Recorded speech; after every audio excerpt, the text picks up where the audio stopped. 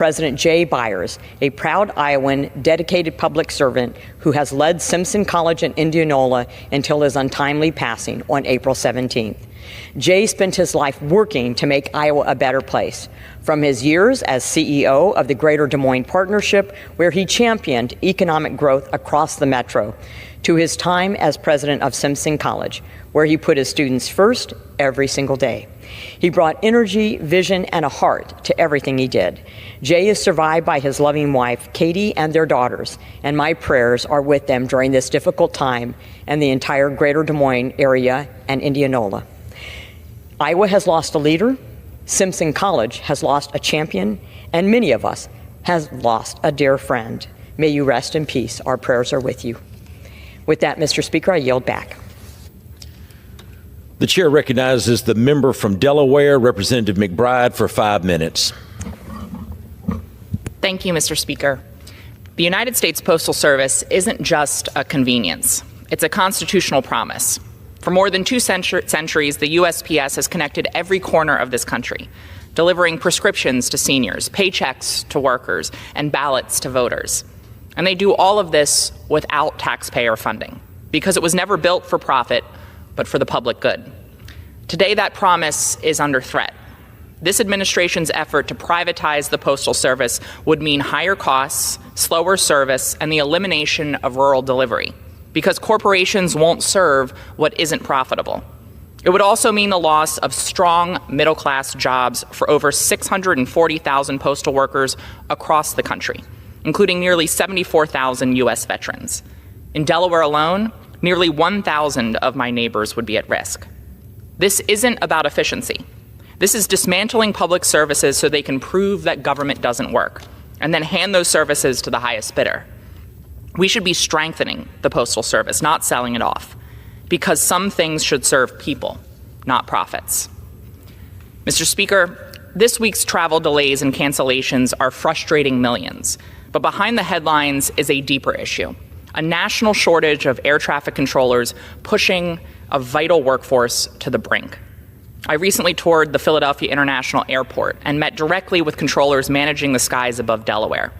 They're working 10-hour days, 6 days a week, making split-second decisions to monitor thousands of lives at once.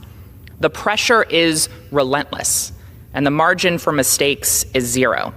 On top of all of this stress, this administration and Republicans in Congress are trying to gut their retirement security. Air traffic controllers are mandated to retire at 56. Yet this administration and House Republicans are advancing a proposal to shrink the retirement benefits for federal employees retiring before 62, all to help pay for tax cuts for the wealthy.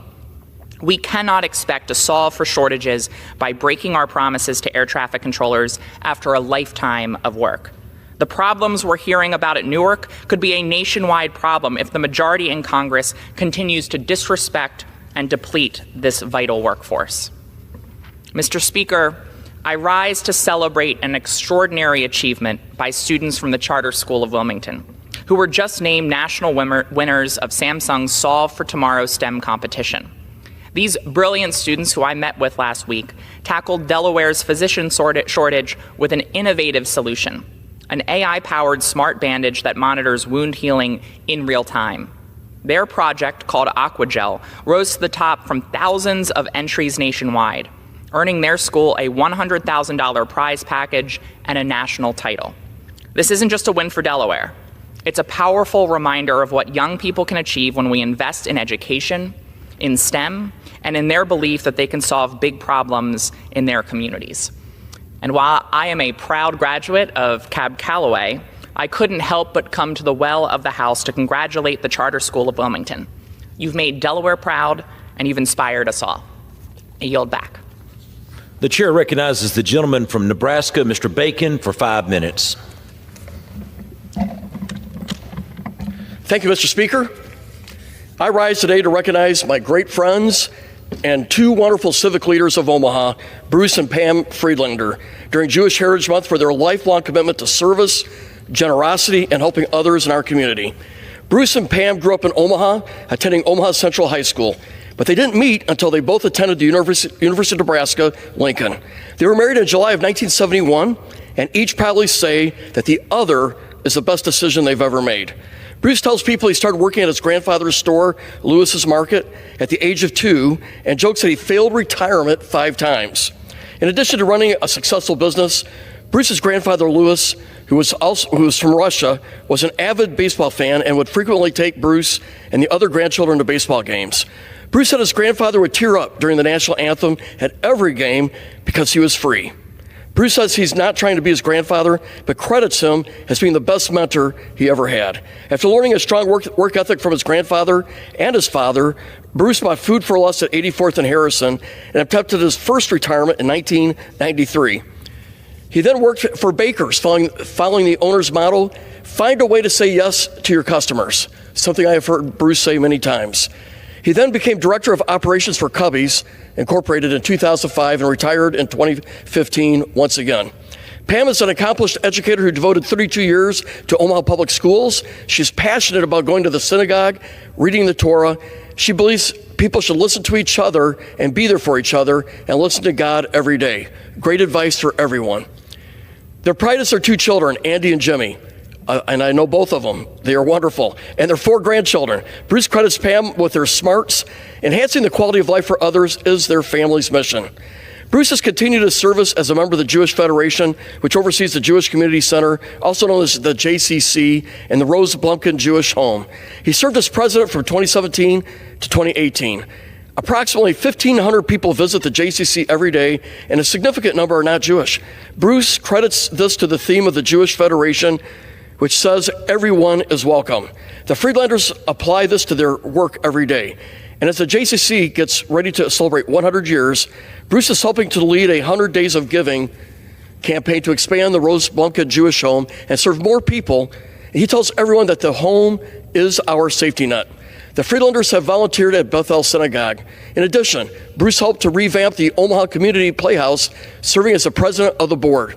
Bruce and Pam were the honorary chairs for the Playhouse's 100th anniversary. Bruce was named Volunteer of the Year by the Jewish Federation in 2009 and 10, and again in 2015. He has added a new role serving with the Boys Town Boosters, who help raise funds to ensure that every child deserves a future. Reflecting on his life, Bruce often says he was blessed to be born into a wonderful family and a wonderful community. He tells others, my family were experts at helping people. During the time I have spent giving back, I've had 3 rules. First, take care of yourself and those you love. Second, do your job. And third, take someone with you. Bruce and Pam have passed down their wisdom to future generations, including their grandchildren. Their advice? It's not who gave the money, but who made the difference. Don't get your information from social media, and when you hear the jets fly overhead towards Offutt Air Force Base, realize that they are keeping us safe. As Bruce has said, when you save someone, God remembers your name. Thank you to Bruce and Pam. Surely God does remember your names. Toda Rabbah. Thank you so much. The chair recognizes the gentleman from California, Mr. Correa, for 5 minutes.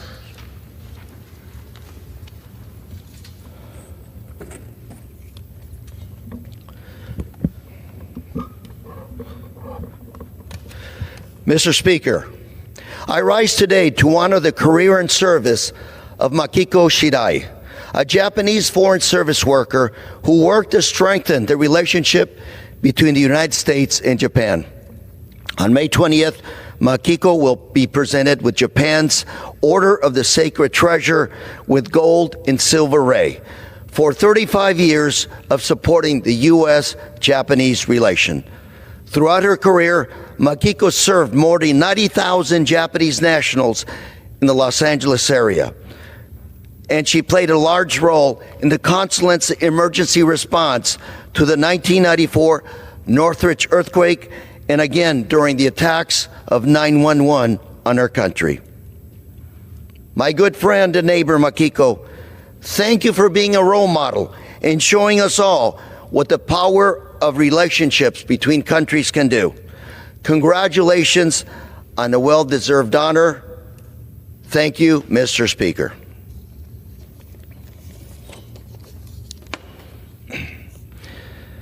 Mr. Speaker, I rise today to recognize Sophie Garcia, a sophomore at Orange Lutheran High School in my district, who's making school history as the first female wrestler to win a CIF Southern Section Individual Wrestling Championship. Her championship run included winning 5 matches in the 2-day tournament. Showed her exceptional skill, determination, and competitive spirit. Sophie trained her very hard, but studied even harder. She maintained a 4.2 GPA, earning the recognition as a student athlete scholar. Sophie, we're very proud of you. We know you're going to do even better. Keep up the good work. Thank you, Mr. Speaker, and I yield. The chair recognizes the gentleman from Nebraska, Mr. Flood, for 5 minutes.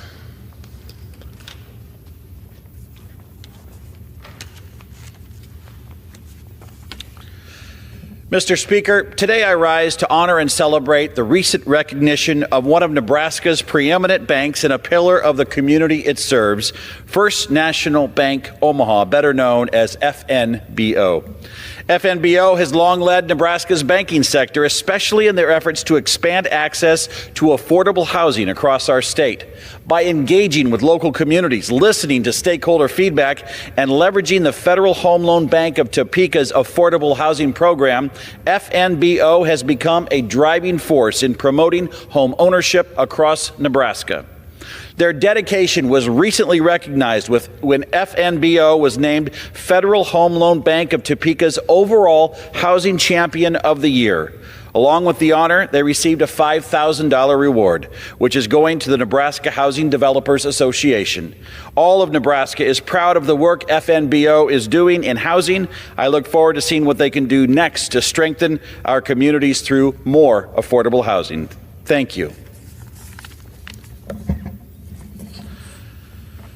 Mr. Speaker, today I rise to recognize and celebrate a truly historic milestone for the city of Lincoln and the entire state of Nebraska, the 100th anniversary of Bryan Health.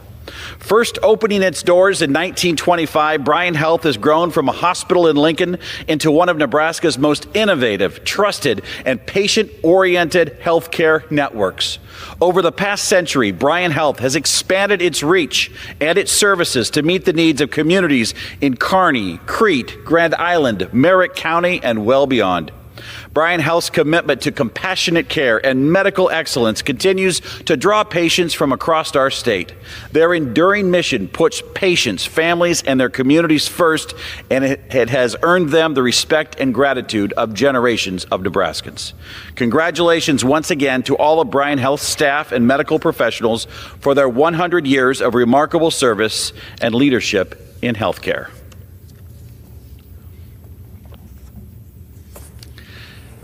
Mr. Speaker, today I rise to recognize the next generation of leaders and innovators emerging from my own hometown. This inspiring group of young people is known as the Rebel Robotics FTC team.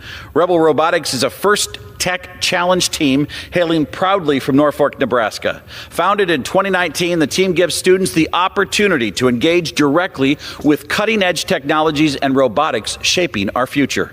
Most recently, Rebel Robotics stood out at the first championship held this year in Houston, Texas. Competing against top teams from across the country, they earned the prestigious Inspire Award, which recognizes excellence in programming, robot design, engineering portfolios, judged presentations, professionalism, as well as community outreach. The Inspire Award is the highest honor presented at the competition, and it also means that Rebel Robotics secured a world championship title in Houston. Congratulations to these exceptional high school students on their achievements and for inspiring others to explore the world of robotics. Thank you, and I yield back. The chair recognizes the gentleman from California, Mr. Peters, for 5 minutes.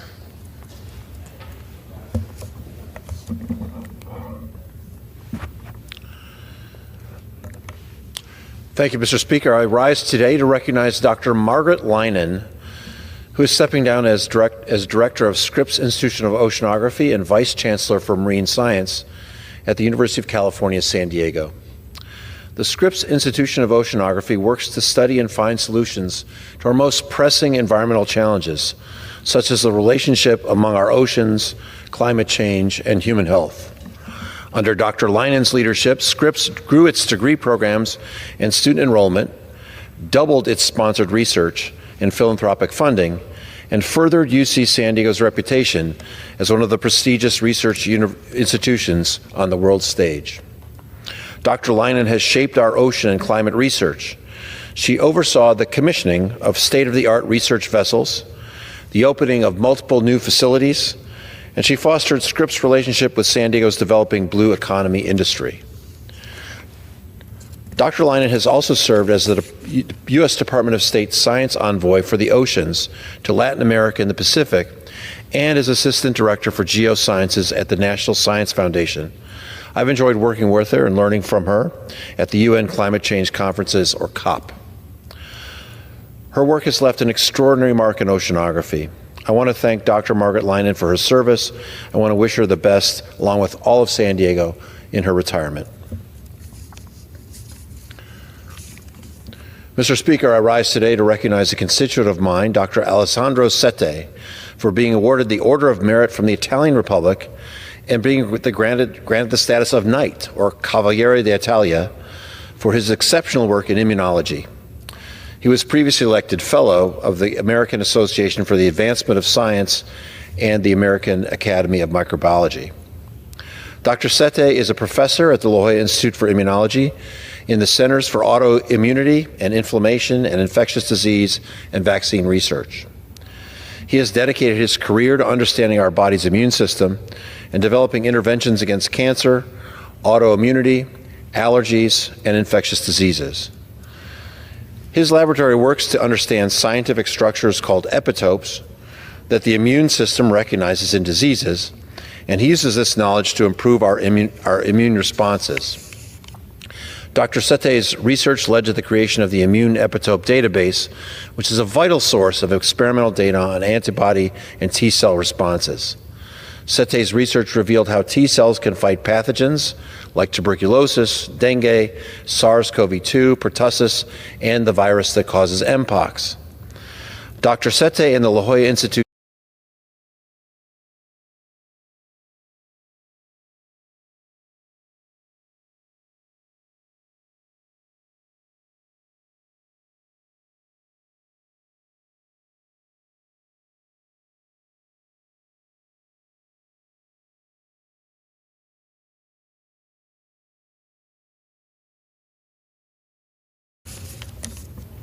Mr. Speaker, I rise today to recognize the remarkable Shane Crotty, a San Diegan and world-renowned immunologist whose work has transformed our understanding of the human immune system.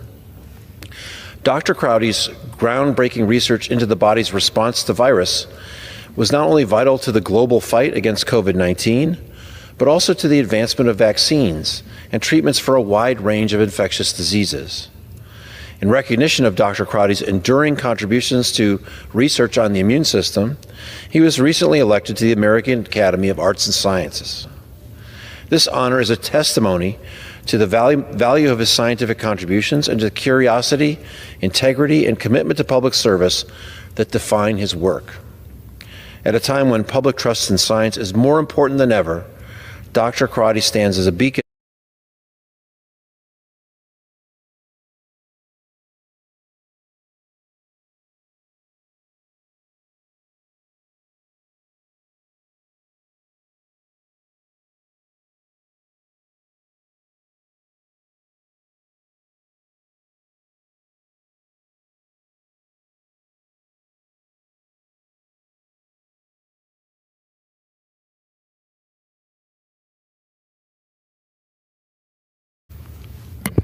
Thank you, Mr. Speaker. I keep hearing the term constitutional crisis over and over again, constitutional crisis. And candidly, the only constitutional crisis that has taken place over the last 4 years was the last administration abandoning their responsibility to defend our border and allowing over 10 million people to enter this country illegally, cutting in line over and over from people who want to come here legally and add to the American dream. We don't know who these 10 million people are, where they came from, or if they could be a danger to our community and country. On top of that, they put a strain on our social welfare system, schools, hospitals, and our law enforcement, taking away the resources from the taxpaying citizens in areas not just on the border, but around the country. When food, gas, and rent prices were going up by 20 and 30%, if not more, over that time period, the very people who were breaking the law were actually getting free things, whether it be rent, free phones, cash cards, and other things that Americans were struggling to pay for every single day. Cleaning up this mess has become our responsibility, the new majority, the new administration that has committed itself to actually keeping the promises from the campaign trail in 2024. Instead of bending over backwards helping people who are breaking the law, they want to look at and say, how about those folks that were left behind? They were facing a constitutional crisis in the sense that their own government were not enforcing the laws of this land. So as the new administration is moving forward to deport gang members, wife beaters, and others, the real constitutional crisis is finally being defined, that America should finally stand up for the citizens that make this country great and allow people to enter this country in a legal way so they can contribute to the American dream. I'm so proud of this administration for keeping those campaign promises and working swiftly and in a smart way to deport those folks who broke the law, not just coming to this country, but once here in this country. And for a change, I think a lot of people are finally saying that the government is working for them instead of against them. And let's send this clear message that law and order means something, the constitutional means something, and we can finally end this constitutional crisis. I applaud the president for moving forward and allowing the American people to stand up. Because let's just look at it candidly. When you're standing up exclusively for judges, you're not having a checks and balance system. You're putting one single judge above the American public on the popular vote, let alone the Electoral College. And I'm so glad that this House said that we're going to move forward in a thoughtful way and not allow, again, one single judge who's not elected by the people decide the policies of this government. Mr. President, thank you for your leadership. We stand with you in making sure the rule of law is finally followed and ending the constitutional crisis that existed for the last 4 years. And with that, Mr. Speaker, I yield back. The chair recognizes the gentleman from California, Mr. Cisneros, for 5 minutes.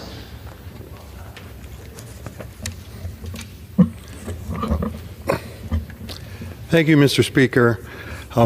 I would just say if this administration was keeping their promises, we would actually have a president who, when asked if it's his responsibility to uphold the Constitution, he wouldn't say, I don't know. And instead of passing laws about renaming bodies of water, we would actually be doing things to help the American people. Mr. Speaker, I rise today to honor and celebrate the winners of this year's Congressional Art Competition. Art is a cornerstone of educational success for our students, giving them a healthy creative outlet to process their emotions and share their stories with the world. We had over 80 talented young artists submit their work to my Congressional Art Competition at California's 31st Congressional District Representative. I am proud to announce Marley Gutierrez, an Azusa High School senior, as our first place winner. Her charcoal and graphic artwork, Heartfelt Gaze, will be hung in the Cannon Tunnel for the next year for everyone to see. I had the pleasure of meeting Marley and the other talented young artists at a ceremony we hosted last month. Our ceremony was held in the beautiful Vincenzo's Terrazza in San Dimas, where we celebrated with students, parents, teachers, and everyone who participated in this year's competition. It was such a joy to meet many of California's 31st bright young artists and hear about the impact art has on their lives. Congratulations again to Marley and all the students who submitted their artwork. I am so proud of each and every one of you. Thank you very much, and I yield back. The chair recognizes the gentleman from Kansas, Mr. Mann, for 5 minutes. Mr. Speaker, The big First District of Kansas is home to more than 20,000 small businesses who employ over 80% of working adults in my district. These small businesses are the backbones of our economy. Their stories, defined by sacrifice, hard work, and determination, serve as a reminder of what the American dream is all about. That anyone from anywhere can come to the U.S. the right way, work hard, make an honest living, and succeed. That's what it's all about. Many of the small businesses I represent are family-owned and operated. As a fifth generation to grow up on my family farm and feed yard in western Kansas, I understand the immense sense of pride and gratitude that comes with growing up around a family business. It's much more than a 9-to-5. It's a personal investment of endless hours to see a dream come to life. And when that dream gets off the ground, families give it their all to keep it afloat. They take pride in serving their neighbors and leaving their communities better than they found them. Our federal policies ought to help them do just that. Since I came to Congress, I've worked nonstop to make this reality. Every year, I've introduced legislation to preserve stepped-up basis and to stop far-left Democrats' farm killer tax. For decades, stepped-up basis has protected families from being forced to pay capital gains taxes on inherited assets. President Biden tried his best to remove this provision, which would have resulted in the destruction of family farms across my district and around the country. I've always and will continue to oppose any effort to impose new taxes on small, family-owned businesses, period. I fought to protect similar exemptions for students from family farms and small businesses. Last year, new FAFSA provisions altered the federal formula for student aid, counting assets in small businesses and family farms as part of the family's net worth. My Family Farm and Small Business Exemption Act seeks to correct this flaw and to level the playing field for students who come from these families.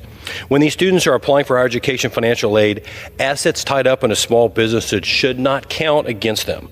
As their families work tirelessly to make an honest living and serve their neighbors, we should make it easier for them to succeed and pass on these businesses to the next generation. My bill evens the playing field and protects the American dream for every student. And I was proud to see it included in the bill that the House Education and Workforce Committee marked up last week. Congress should also roll back burdensome regulations that further handcuff our small businesses in an already challenging environment. For the last 4 years, our small business owners navigated regulation after regulation imposed by the Biden administration. President Biden attempted to regulate every aspect of small business owners' livelihoods if they didn't fall in line with his Green New Deal agenda.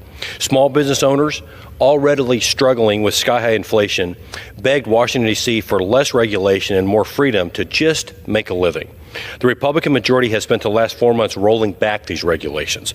That's what our small business owners want, and that's what they deserve. Most importantly, Mr. Speaker, over the last few months, this body will work to further support small business owners by extending the 2017 tax cuts.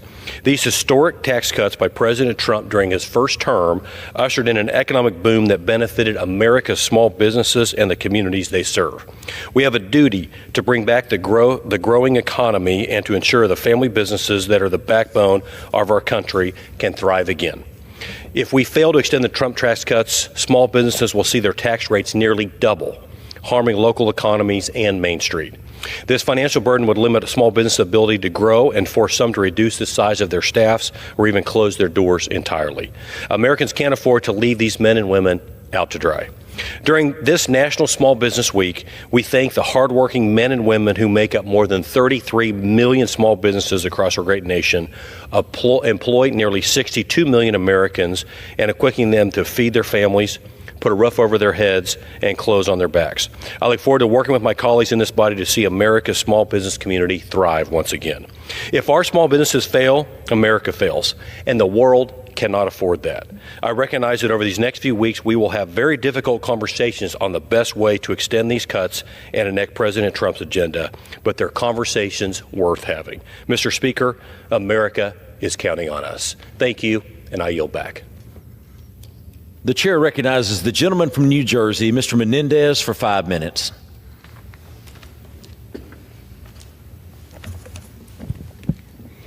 Thank you, Mr. Speaker. Last month, an air tourism helicopter crashed into the Hudson River near Jersey City, killing 6 people, including 3 young children. This tragedy is yet another example of the threat that non-essential helicopters pose to public safety, especially in the congested airspace over New Jersey and New York. Since 1983, there have been at least 30 helicopter crashes in our region, resulting in at least 31 fatalities. We also continue to hear from countless New Jersey residents whose lives are upended by the constant, incessant noise of helicopters traveling at low altitudes over our neighborhoods. Since taking office, we have consistently worked to address these challenges, from the noise and nuisance they cause to the safety risks that have been well documented. In the 118th Congress, we introduced 2 pieces of legislation and directly engaged with the FAA to address these issues, hosting a workshop in Jersey City with stakeholders and local leaders. But this crash is a clarion call to every level of government that further urgent action is needed. That's why, along with my colleagues from New Jersey and New York, I introduced the Improving Helicopter Safety Act, which bans all non-essential helicopter traffic within a 20-mile radius of the Statue of Liberty. It's clear that the helicopter industry is not a good actor or one willingly to proactively take measures to protect our communities. In the wake of this most recent tragedy, one air tourism company offered discounts to their customers for flights in our region. They are clearly more interested in profit than public safety, making it abundantly clear they should no longer be allowed to operate. I ask my colleagues to join me in support of this bill so that we can protect lives in our communities and ensure that tragedies like this one never happen again. Mr. Speaker, I rise today to celebrate the 10th anniversary of Buddy Baseball in Bayonne. Every year, more than 100 children and young adults with special needs gather for a season of Buddy Baseball, giving everyone the opportunity to succeed, play, and enjoy this incredible game. This year, I was proud to march in the parade to celebrate their opening day and commemorate the opening of their brand new field. Hundreds of spectators lined the streets to cheer on this year's players, and it was heartwarming to see our community come together for such a great cause. The city of Bayonne is leading the way in bringing communities together in an inclusive way, lifting up those around us and showing what we can achieve when we work together. I thank everyone who made this dream a reality and for reminding us what we can do when we come together as one in community. Thank you, Mr. Speaker, and I yield back. The chair recognizes the gentlewoman from North Carolina, Ms. Fox, for 5 minutes. Thank you, Mr. Speaker.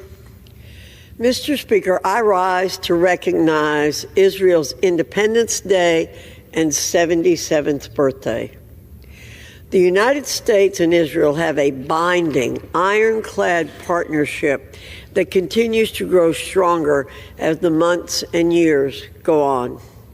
As President Reagan once said, quote, "For the people of Israel and America are historic partners in the global quest for human dignity and freedom. We will always remain at each other's side," end quote.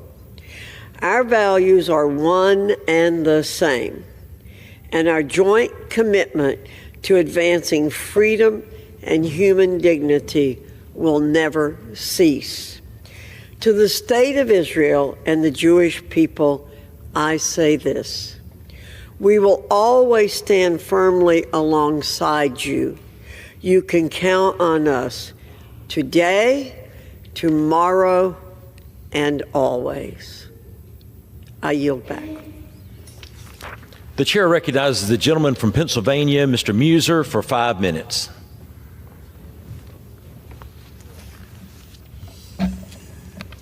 Mr. Speaker, this week we recognize National Small Business Week, and with it, the incredible contributions of our many small business owners, workers, and entrepreneurs across Pennsylvania and the United States. These individuals, Mr. Speaker, deserve more than recognition. They deserve our support and applause. Small businesses aren't just a line in an economic report. They're the lifeblood. They're the employers. They're the mentors. They're the community leaders. They're the ones giving to local charities and sponsoring youth sports, putting their names on the back of Little League jerseys in communities across our Commonwealth of Pennsylvania. We also recognize the critical role of our local chambers of commerce in assisting small businesses throughout Pennsylvania's 9th Congressional District. We are blessed with some of the best chambers in Pennsylvania, if not the country.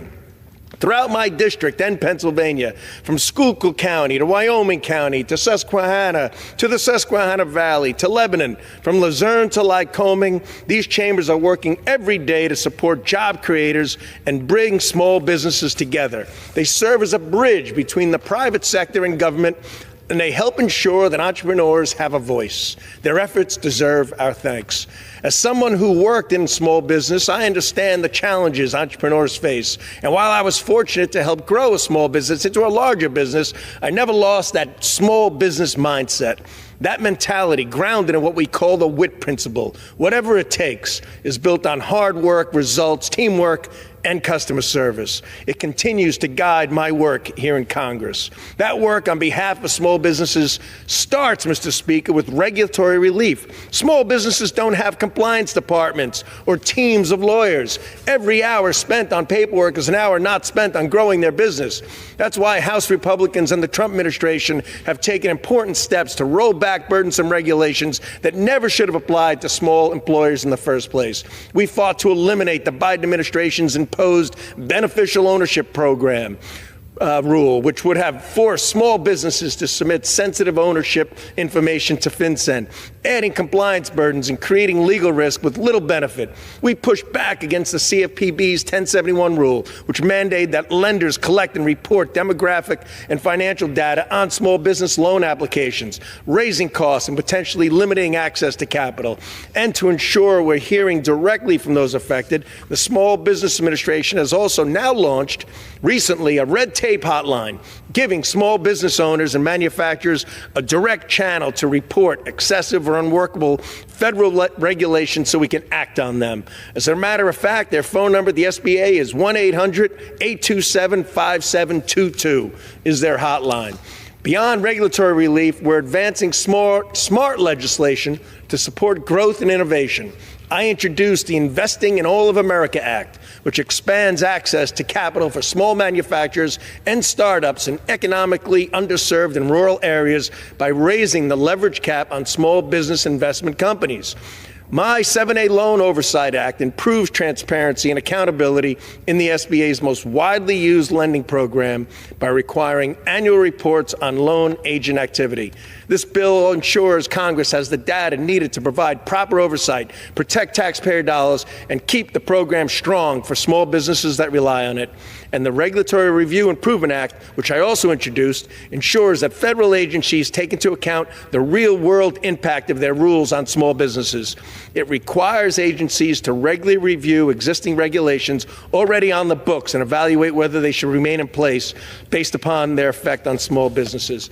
That and ensuring access to capital is some of our major focuses here in Congress. Finally, through reconciliation, also known as the One Big Beautiful Bill, we are committed to extending the provisions of President Trump's Tax Cuts and Jobs Act, which helped countless small businesses invest, expand, and hire. Provisions like Section 199A, bonus depreciation, and the R&D tax credit have had a direct positive impact on small businesses. These provisions and the broader income tax reductions must be extended to maintain growth and protect jobs. By voting for this plan, we are simply continuing the tax plan that stimulated the strongest economy in the past 50 to 100 years. A no vote on this plan is a no vote for small business. Anyone who says this reconciliation package doesn't help small businesses either doesn't understand it or is choosing to ignore what's in it. This legislation is pro-growth, pro-investment, and pro-small business. Separate from the small business provisions, if the individual tax cuts are allowed to expire, the average Pennsylvania family, Mr. Speaker, will face a tax hike of over $2,500. My Democrat colleagues oppose this bill. They are voting in favor of the largest tax increase on working families in American history, plain and simple. And frankly, we need Pennsylvanians to get on board with this pro-growth initiative as well. Mr. Speaker, let's thank every entrepreneur, employer, and team member in a small business. Thank you for all you do to deliver for America, and I yield back. The gentleman yields. Pursuant to Clause 12A, Rule 1, the chair declares the House in recess until 12 noon today.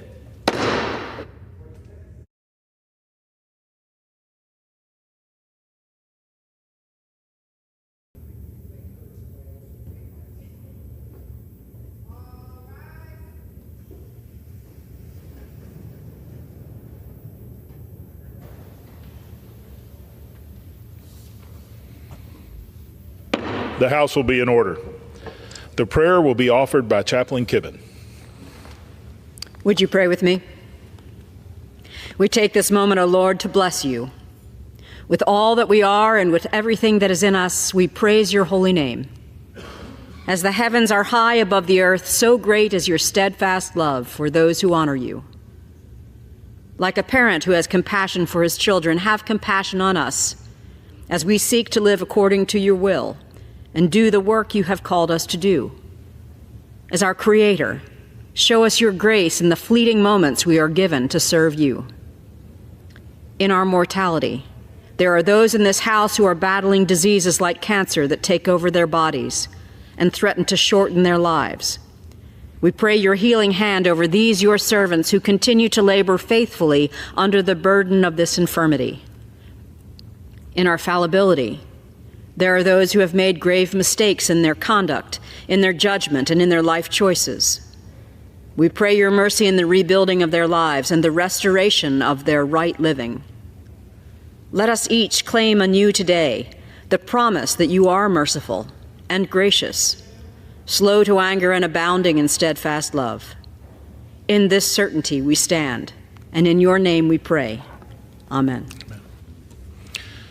The chair has examined the journal of the last day's proceedings and announces that to the House the approval thereof. Pursuant to Clause 1, Rule 1, the journal stands approved. The Pledge of Allegiance will be led by the gentleman from Rhode Island, Mr. Magaziner. I pledge allegiance to the flag of the United States of America and to the republic for which it stands, one nation, under God, indivisible, with liberty and justice for all. The chair will entertain up to 15 requests for 1-minute speeches on each side of the aisle. So what purpose does the gentleman from Pennsylvania seek recognition? Mr. Speaker, request unanimous consent to address the House for 1 minute and to revise and extend my remarks. Without objection, the gentleman is recognized for 1 minute. Mr. Speaker, I rise to honor the men and women in the nursing profession. This week is National Nurses Week. Every year from May 6th through the 12th, we celebrate the work and the contributions that nurses make in the healthcare field.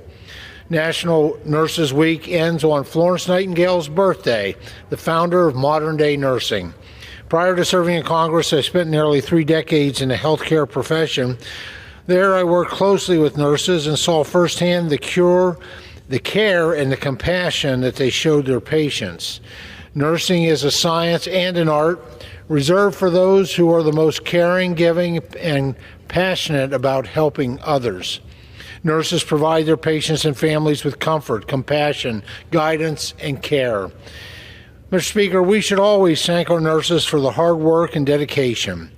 Please join me in recognizing the nursing community this week. And we should all be grateful for their commitment to caring for others, especially during these trying times. And a special shout out to my Aunt Jessie, who was retired now as a nurse, but cared for so many and made her way to the point where she was the executive director of the Pennsylvania Nurses Association. We're very proud of the difference that she has made. So thank you, Mr. Speaker, and I yield back the balance of my time. For what purpose does the gentleman from Rhode Island seek recognition? I ask to address the House for 1 minute and to revise and extend my remarks. Without objection, the gentleman is recognized for 1 minute. Mr. Speaker, I rise for the 5th time to bring attention to the Trump administration's failure to restore funding for food aid for malnourished children, despite their promise to do so. And I want to speak today about the biology of hunger. A 2-year-old child may weigh the same as a newborn.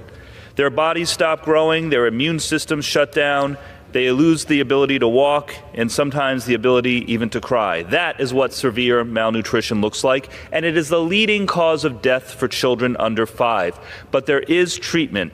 Ready-to-use therapeutic food is a nutrient-rich peanut paste that delivers the fat, protein, and vitamin that starving children need to survive. It can save a children's life in just 8 weeks.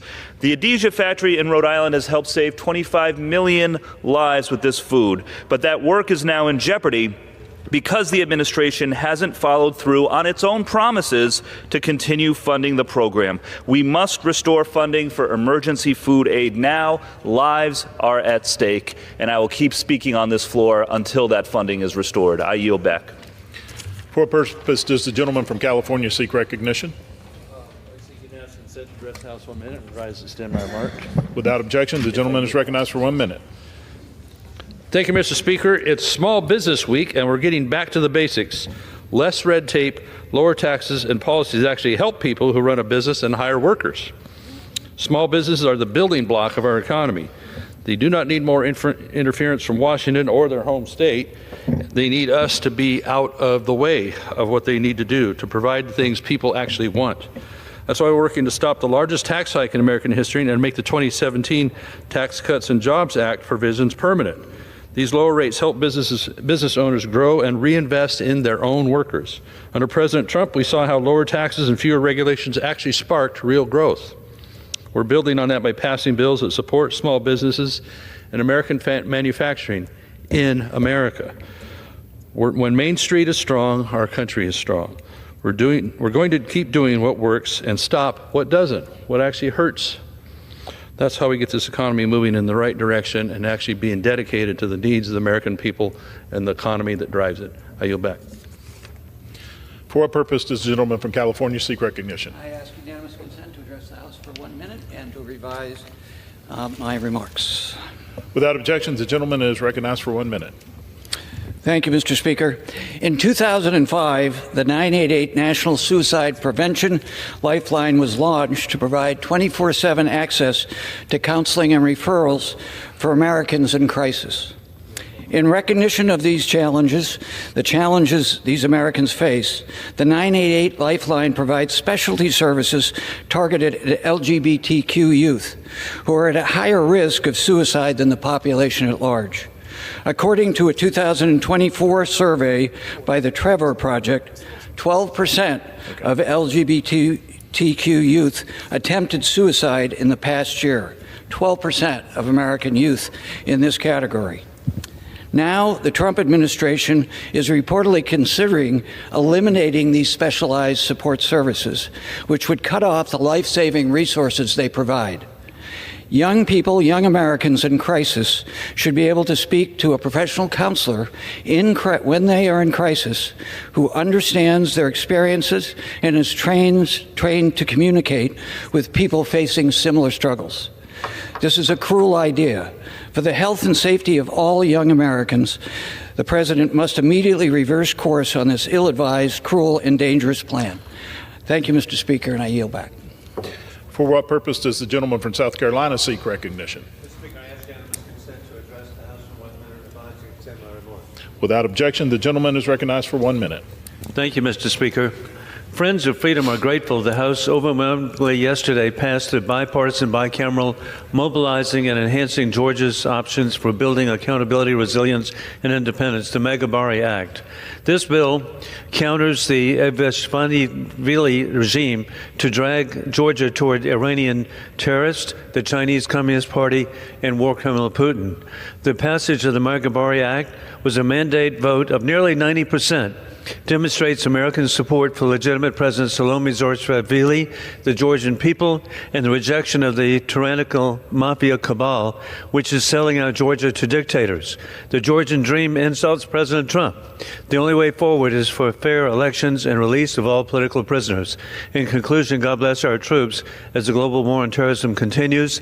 Open borders for dictators puts all Americans at risk of more 9/11 attacks imminent, as warned by the FBI. Trump is reinstituting existing laws to protect American families with peace through strength, revealing that war criminal Putin lies, subverting freedom in Belarus from the legitimate President Svetlana Tsikhanouskaya. I yield back. For what purpose does the gentleman from Florida seek recognition? Mr. Speaker, I ask unanimous consent to address the House for 1 minute to revise and extend my remarks. Without objection, the gentleman is recognized for 1 minute. Mr. Speaker, I rise today to honor this year's Orlando Sentinel's Central Floridians of the Year, J.J. Holmes and his mother, Allison Holmes. Together, they are a force, not just in Central Florida, but across the entire state and the country. JJ has a severe disability, but he hasn't allowed that to stop him from speaking out and advocating tirelessly for our disability community. His mother, Allison, shows up every day to care for JJ and to stand up for families across the country just like theirs. Their advocacy and their continued work started 10 years ago when JJ was just 12 years old and was removed from a Trump rally in 2016 after protesting the president's mockery of a reporter with a disability. For over a decade, they've continued to speak out at the local, state, and federal level, advocating for expanding Medicaid, closing coverage gaps, quality health care, and affordable health care for everyone. The way they lead with love and with courage should stand as a testament to their strength and the amazing work that they do. Central Florida is stronger because of them. Congratulations to both JJ and Allison on this honor, and thank you for never giving up on the fight to build a more inclusive world for everybody, no matter who you are. I am so proud to be in this work with you. I yield back. For what purpose does the gentleman from New York seek recognition? Mr. Speaker, I ask unanimous consent to address the House for 1 minute and to revise and extend my remarks. Without objection, the gentleman is recognized for 1 minute. Thank you, Mr. Speaker. I rise today to honor the life of Van Robinson of Syracuse, who died Saturday at the age of 87. The history books will remember him as the first African-American president of the Syracuse Common Council, a body whose chambers now bear his name. But his legacy and contributions are far richer. It was Van Robinson who began the conversation about tearing down the highway that divides our city through a thriving African-American neighborhood. And now the reimagining of I-81 is the largest infrastructure project in the history of upstate New York. It was Van Robinson who revived the local NAACP chapter. It was Van Robinson who always advocated for his community. And it was Van Robinson who went out of his way to mentor and support the leaders of Syracuse, including myself. Thank you, Van, for making Syracuse, a place we both love, a better place. I send my prayers and condolences to Linda Brown Robinson and the Robinson family.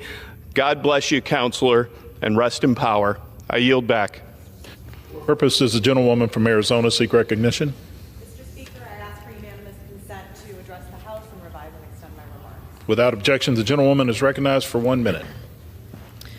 Mr. Speaker, on Sunday night, the community that I represent in Glendale, Arizona, was rocked by yet another mass shooting in America. As families and friends came together to eat, drink, and dance, will be forever impacted by the violence and trauma that mass shootings impose on communities. For far too long, we've been forced to watch as gun violence devastates our communities, and we feel unsafe going to the movies or eating out at a restaurant. One thing is clear, these acts of violence and the trauma they inflict on all of us are preventable. They are a policy choice. It's time for us to make a new choice. Common sense policy reform to regulate guns and prevent mass shootings like this one in Glendale have broad bipartisan support. It's beyond time we stand up and do something. Thank you, and I yield back. For what purpose does the gentlewoman from New York seek recognition? To revise and extend my remarks. Without objection, the gentlewoman is recognized for 1 minute. Thank you, Mr. Speaker. Today I rise to address the unfair double taxation that my constituents are facing due to the state and local tax deduction cap. Hardworking families across Long Island and across our state and many other states already face some of the highest tax burdens in the nation. For 8 years, they've been unfairly penalized and subject to double taxation. I've heard from countless hardworking families in my district over the past few years that have had to pay tens of thousands of dollars more in taxes, making their lives even more expensive and adding to the cost of living crisis on Long Island. Last year, the president came to my district and vowed to get SALT back. My constituents deserve this real relief, so let's go. I'll continue to push for a full repeal of this cap, and I urge my colleagues on both sides of the aisle to do the same. Anything less than eliminating the SALT cap and restoring the full deduction fails Long Island and fails our state. Thank you. I yield back. For what purpose does the gentleman from Georgia seek recognition? Mr. Speaker, by the direction of the Committee on Rules, I call up House Resolution 377 and ask for its immediate consideration. The clerk will report the resolution. House Calendar Number 26, House Resolution 377. Resolved that upon adoption of this resolution, it shall be in order to consider in the House the bill. H.R. 276, to rename the Gulf of Mexico as the Gulf of America. All points of order against consideration of the bill are waived. The amendment in the nature of a substitute recommended by the Committee on Natural Resources, now printed in the bill, shall be considered as adopted. The bill as amended shall be considered as read. All points of order against provisions in the bill as amended are waived. The previous question shall be considered as order on the bill as amended and on any further amendment thereto to final passage without intervening motion except one. 1 hour of debate, equally divided and controlled by the chair and ranking minority member of the Committee on Natural Resources or their respective designees, and 2, 1 motion to recommit. Section 2, upon adoption of this resolution, it shall be in order to consider in the House the bill, H.R. 881, to establish Department of Homeland Security funding restrictions on institutions of higher education that have relationship with Confucius Institutes, and for other purposes.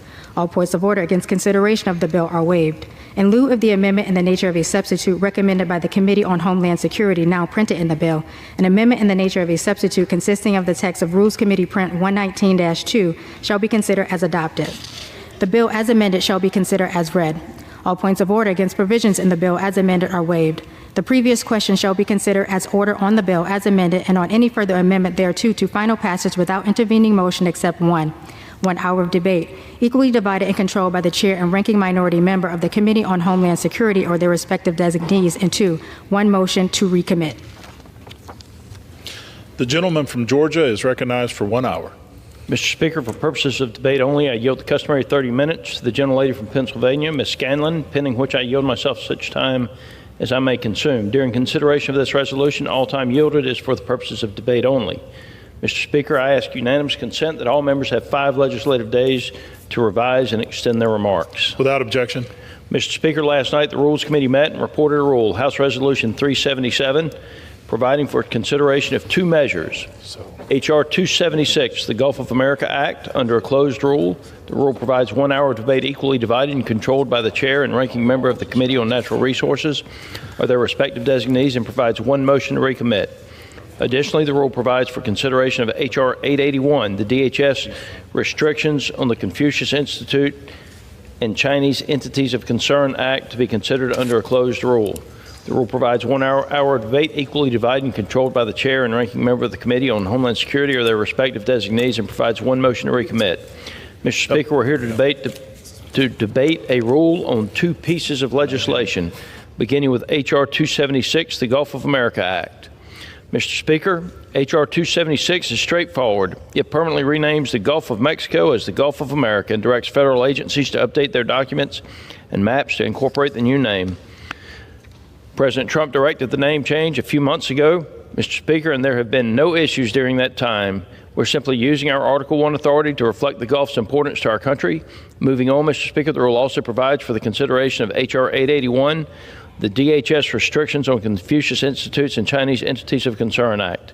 It goes without saying, Mr. Speaker, that the Chinese Communist Party does not share our interests or our values.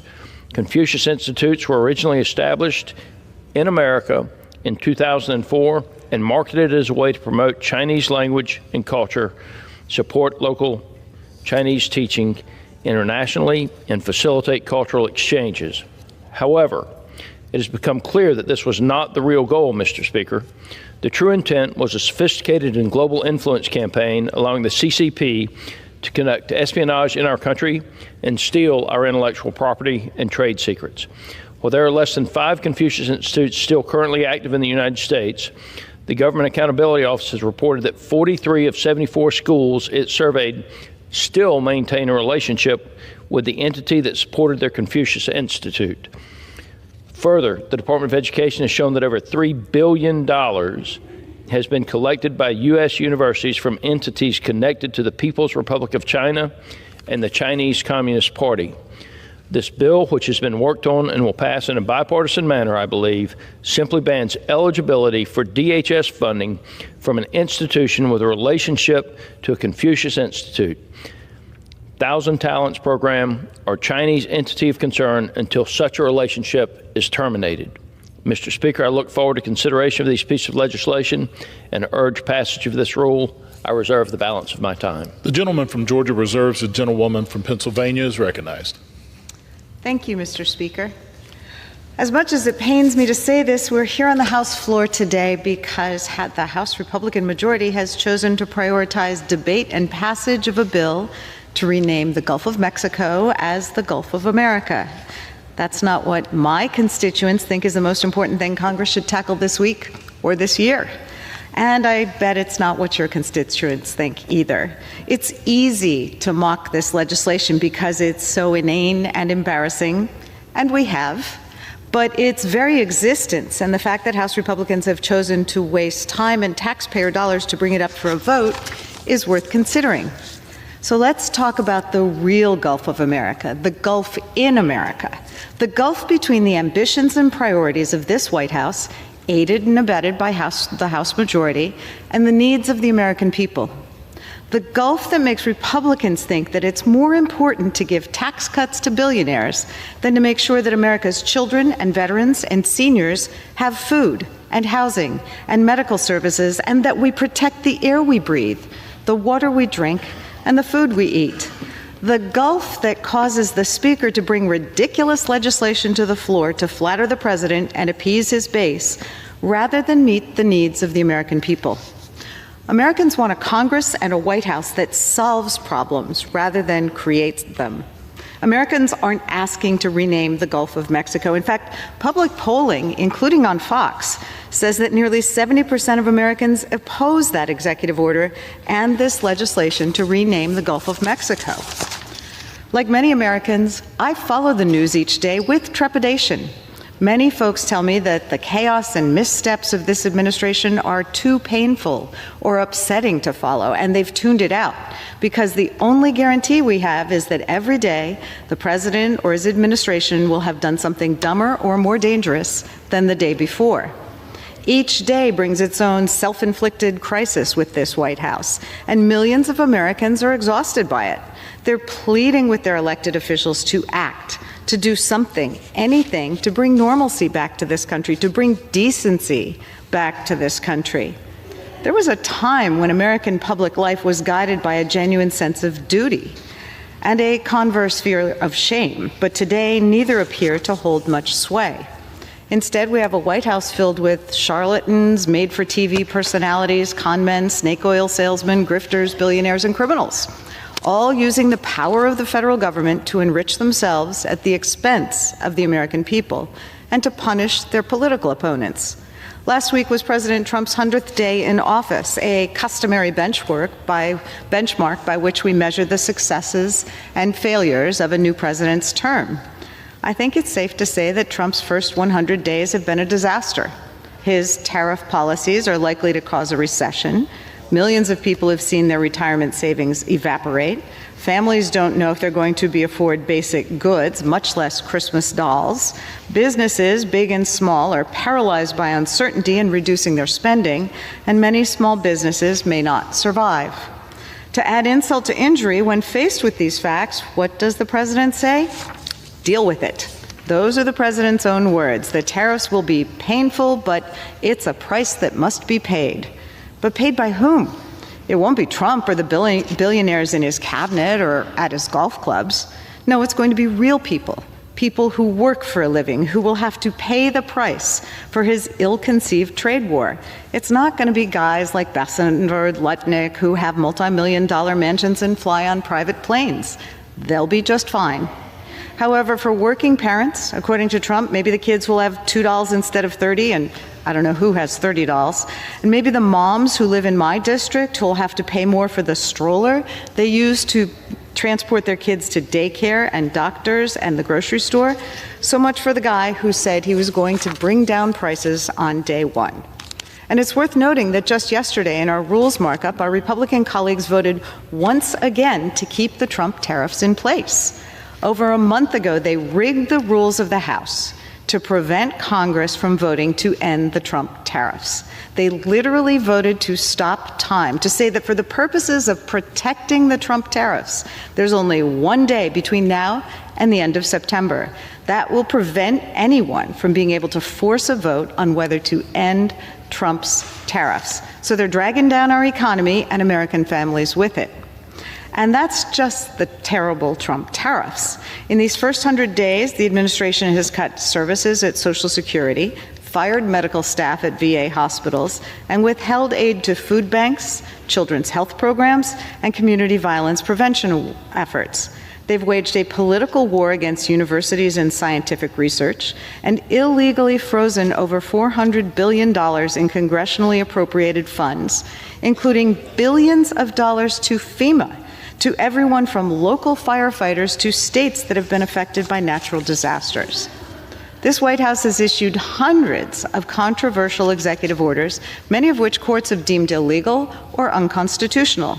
And every day, this administration is disappearing hundreds of people, sending them to faraway detention centers without any due process that would expose mistakes and lies about some people who are not criminals and in some cases are even citizens and therefore should not be deported.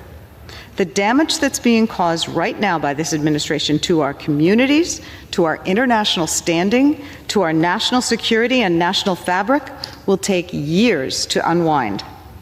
But eager to do their part and contribute to the chaos, House Republicans continue to find novel ways to bring this chamber to new lows. This week, Republicans are putting forward two bills, one that's pretty much a redundant effort to counter Confucius Institutes, and another to change the name of the Gulf of Mexico to the Gulf of America. The second bill may be the dumbest bill brought to the floor during the 6 years I've served in Congress. With all of the important work this Congress should be tackling, the Speaker and House Republicans have chosen to indulge the President in a whim that the American public does not support. Frankly, if I had to vote on a bill like this, I would find it deeply embarrassing. And I know my Republican colleagues are smart people, they're not dumb, so I have to feel that they share this embarrassment. Unless they're members of a cult of personality based around a dear leader who they're required to obey or risk retribution, and upon whom they bestow endless compliments and praise in order to seek personal favors. And it doesn't matter how much damage he causes, how much money he wastes, how many lives and family he hurts. It doesn't matter if he causes a recession. It doesn't matter if he encourages influence peddling and grift with a Trump coin or his Gulf of America merch, or if he gives insider stock tips before taking executive action. House Republicans seem to always do what Trump says. So if he wants to do something as dumb as rename the Gulf of Mexico, Republicans apparently will fall in line. We'll watch them twist themselves into pretzels to come up with increasingly convoluted rationale for the president's actions. Today will surely be a masterclass in delusion. Further adding to the chaos, this month House Republicans are expected to finish drafting the text of their reconciliation bill, through which they're planning to cut health care benefits to seniors and children and people with disabilities and cut nutrition assistance to the poor, in order to pay for a huge tax giveaway to billionaires and big business. Despite more than 40 years of empirical evidence showing that Republicans' trickle-down economics are a resounding failure, Republicans are nonetheless pushing ahead with their party orthodoxy. We have more than enough evidence that trickle-down economics does not work. It doesn't help the middle class, it doesn't create jobs, it doesn't increase business investment, and it doesn't grow the economy. What these policies actually do is allow companies and their shareholders to pocket more profits at the expense of everyone else. It's because of trickle-down economics that we now have some of the most extreme income inequality in this country in our nation's history. To pay for this giveaway to the rich, Republicans are going to take away health care benefits and food assistance and cut critical federal investments in our local communities, in our democracy, in the environment, and in our national security. Also, millionaires and billionaires can get an extra buck. It's horrifying, it's immoral, and it's un-American. Unlike many of my Republican colleagues, I have participated in multiple town halls this year to hear from my constituents. One message that I hear consistently is that people are scared.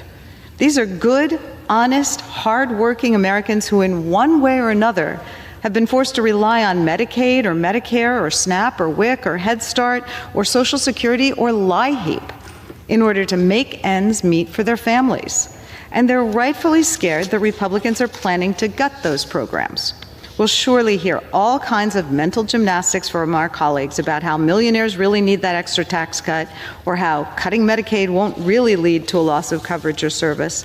We'll hear tortured arguments from Republicans to hide what they're really doing. When you take a step back and look at everything that's happening, this White House, in concert with Elon Musk and congressional Republicans, have put the country on a dark and troubling path, a fear-based path. It's leading us to a place that has more in common with Stalin's Russia than the free society envisioned by our founding fathers. It's heartbreaking to see the lengths to which some people will go to destroy the ideas and institutions that for decades have made this country great. Mr. Speaker, I think it goes without saying that I rise in strong opposition to this rule, and I reserve the balance of my time. The gentlewoman reserves. The gentleman from Georgia is recognized. Mr. Speaker, I would just remind my colleagues that Donald Trump was elected President of the United States, and while we're yet to put many of his policies into law, where you left us was with an interest payment of $2.6 billion a day. If you took 100% of the money from the people that are billionaires in this country, you probably couldn't pay the interest on the national debt for a year. With that, Mr. Speaker, I reserve. The gentleman from Georgia reserves. The gentlewoman from Pennsylvania is recognized. Mr. Speaker, I would yield 4 minutes to the gentlewoman from Texas, Ms. Johnson. The gentlewoman's recognized. Thank you, Mr. Speaker, and I thank the gentlewoman for yielding her time. I rise in opposition to this complete waste of time, the Gulf of America Act. While Americans are struggling with real problems, while Trump is trampling over the constitutional rights of the citizens he swore to protect, Republicans are wasting this chamber's time with performative nonsense. Here's the choice this comes down to. We could focus on helping 40 million Americans saddled with medical debt, or we could rename the Gulf of Mexico. We could ensure that 10 million children going hungry every night have enough food to eat, or we can rename the Gulf of Mexico.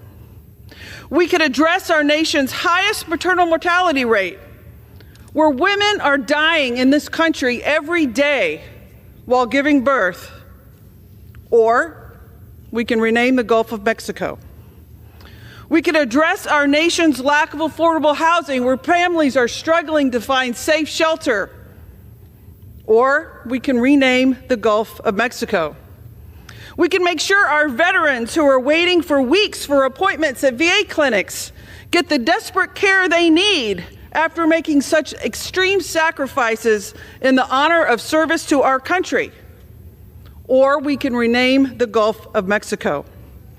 We can be protecting Social Security and Medicare, protecting Medicaid, finding affordable child care for the millions of children in this country, and reducing the high cost of living that so many families in all of our districts are struggling to afford, basic necessities. Or we can rename the Gulf of Mexico. Republicans have made their choice. They want to focus on renaming a body of water that doesn't need renaming instead of the emergent needs that the people we all represent. And the bill's co-sponsor, the woman from Georgia, in her district, 1 in 5 residents live below the poverty line. Her district ranks near the bottom in Georgia for health outcomes. Opioid overdose rates continue to climb. Broadband access remains limited, and public schools are under-resourced. But again, instead of working on bills to bring down the high costs of health care, making broadband accessible for Americans all over the country, or helping families struggling with addiction, we are renaming the Gulf of Mexico as if it is the most important pressing issue facing this country. This is not governing. It's a distraction, it's political theater, and it's an insult to the intelligence of every American who expects us in Congress to do the serious work of solving real problems and making their lives better. This bill does not achieve any of those ends. The American people did not send us here to troll and suck up to a president. They sent us here to legislate, lead, and make their lives better. I urge my colleagues to vote no on this stupid bill and focus on what matters to the American people, and I yield back. Members are reminded to refrain from engaging in personalities toward the president. The gentlewoman reserves. The gentleman from Georgia is recognized. Mr. Speaker, I would just like to point out that in the state of Georgia, in the district that was referenced, 68% of the voters in that district, as patriots, voted for Donald J. Trump to be president of the United States because they don't believe they need a federal government to micromanage their life. And with that, Mr. Speaker, I reserve the balance of my time. The gentleman reserves. The gentlewoman from Pennsylvania is recognized. Thank you, Mr. Speaker. You know, in January, when House Republicans, Senate Republicans as well, punted once again on passing a budget and instead passed a continuing resolution, they forgot to include the funding to operate the District of Columbia. The Senate moved to rectify that mistake and has passed a bill to fix it. And the president has said that he will sign that bill. The mayor from D.C. has repeatedly spoken to House Republicans about the urgency of fixing the city's budget. The clock is ticking, and if the fix isn't passed, D.C. will have to lay off hundreds of teachers and police officers and curtail critical services in the district. But while this is going on, House Republicans are instead using floor time to prioritize removing the long-finned smelt from the endangered species list, to rename the Gulf of Mexico, and to do other, frankly, stupid messaging bills like those we're considering today. So the Speaker may claim that it's just a matter of schedule, but clearly this is once again the gulf in America between what Americans, what the people who live in D.C., what most of the country thinks is important, and what House Republicans are willing to do. I reserve. The gentlewoman reserves. The gentleman from Georgia is recognized. Mr. Speaker, I would remind you that the Chinese Communist Party is no longer an economic adversary. They're an enemy. And they've been very creative in the way they've embedded themselves into the university systems in this country. This rule gives us a vote on kicking them the rest of the way out of this country. And I think, Mr. Speaker, that that's going to pass in a very bipartisan manner. So with all the annex and yelling and screaming and pointing the fingers, I just want to remind you there's a very serious piece of legislation to deal with the Chinese Communist Party in this rule that I believe will pass in very much a bipartisan manner. And with that, Mr. Speaker, I reserve. And reserves. The gentlewoman from Pennsylvania is recognized. Thank you, Mr. Speaker. If we defeat the previous question, I will offer an amendment to the rule to bring up H.R. 2753, the Hands-Off Medicaid and SNAP Act, which will prevent the Republican budget from cutting Medicaid or SNAP benefits. Mr. Speaker, this week the House is voting to rename the Gulf of Mexico as the Gulf of America. I'm not joking. This is what House Republicans are spending their time doing publicly. But privately, behind closed doors, according to reports, Republican leadership is meeting with vulnerable moderate Republicans to try to sell them on trading devastating cuts to Medicaid for tax cuts for billionaires. Under their plan, they have to cut $880 billion from Medicaid and $230 billion from food assistance just to make the math work for their disastrous reconciliation bill. Mr. Speaker, what's worse is they continue to argue that they aren't doing that.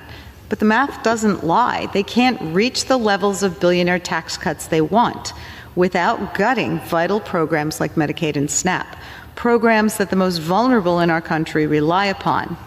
Republicans are publicly claiming that they won't make those cuts, so today I'll give them a chance to prove that. to the American people by putting their money where their mouths are and voting to ensure those devastating cuts can't move forward in this House. Mr. Speaker, I ask unanimous consent to insert the text of my amendment into the record, along with any extraneous material, immediately prior to the vote on the previous question. Thank you. So I will urge a no vote on the previous question, and I'll reserve my time. The gentlewoman reserves. The gentleman from Georgia is recognized. Thank you, Mr. Speaker. I would ask the gentlelady if she has any additional speakers or if she's prepared to close. Okay. I'm prepared to close. Mr. Speaker, I reserve. The gentleman reserves. The gentlewoman from Pennsylvania is recognized. Thank you. Mr. Speaker, the country deserves better leadership, leadership focused on the common good and public service rather than culture wars and private profit. The United States faces enormous challenges, and the American people want Congress to act on their behalf. They want us to lower the cost of groceries, rent, and health care. They don't want Congress wasting time on performance, on pointless legislation like the bills we're debating today. The American people want real solutions. They want their elected officials to collaborate, to govern with decency and discipline in ways that benefit the American people, not deep-pocketed donors. They don't want politicians who chase headlines or who try to flatter the whims of erratic leaders with insane ideas like renaming the Gulf of Mexico or invading Greenland or annexing Canada or reinstituting Alcatraz. So while many Americans are struggling just to get by, the last thing they want is a Republican tax bill that guts their health care and denies food and housing to children and seniors so that millionaires can pay less in taxes. It's obscene. And if Republicans carry out their stated plans, it'll be one of the largest government handouts in American history, paid for by those who can least afford it and delivered to those who need it least. Talk about corporate welfare. And while the rich will get their tax cut, working families will be stuck footing the bill for Trump's tariffs. It's not too late for Republicans to change course. I pray that enough of them find the courage to push back against this plan, to listen to their constituents, and to do the right thing. We don't need to slash Medicaid and SNAP, and we can move forward with a sensible tax bill that invests in families and the middle class, not just billionaires and the Fortune 500. I urge my colleagues to vote down this resolution, reject these unserious bills, and join us in the business of governing for the public good, the common good. I yield back. The gentlewoman yields. The gentleman from Georgia is recognized. Mr. Speaker, I'm prepared to close and yield myself the balance of my time. Without objection. The gentleman is recognized. Mr. Speaker, we've heard a lot over the last few minutes about the $2.6 billion a day interest payment that the Democrats under Joe Biden's lead left the United States citizen with. And now we hear their demand that we allow the current tax rates to expire, thereby raising taxes on virtually every American citizen. It's very convenient that they say billionaires, now they've acknowledged millionaires, but just factually speaking, if the tax rates are allowed to expire, virtually every American that works would receive a tax increase. We as Republicans are committed to stopping that. But today and this week, the House has the ability to advance two pieces of legislation under this rule.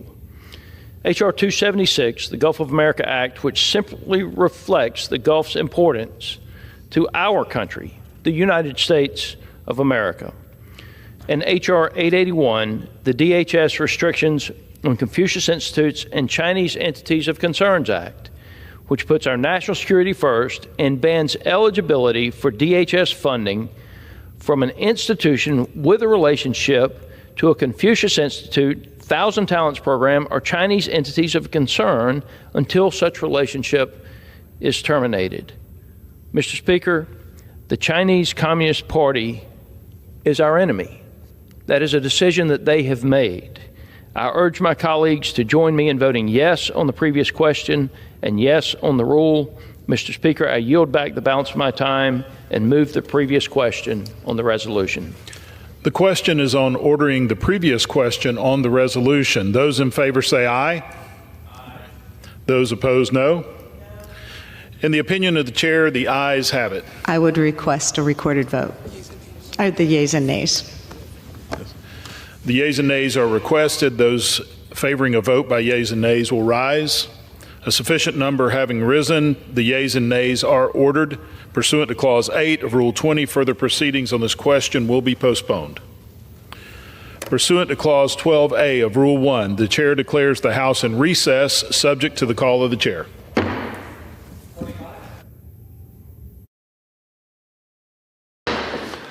The House will be in order.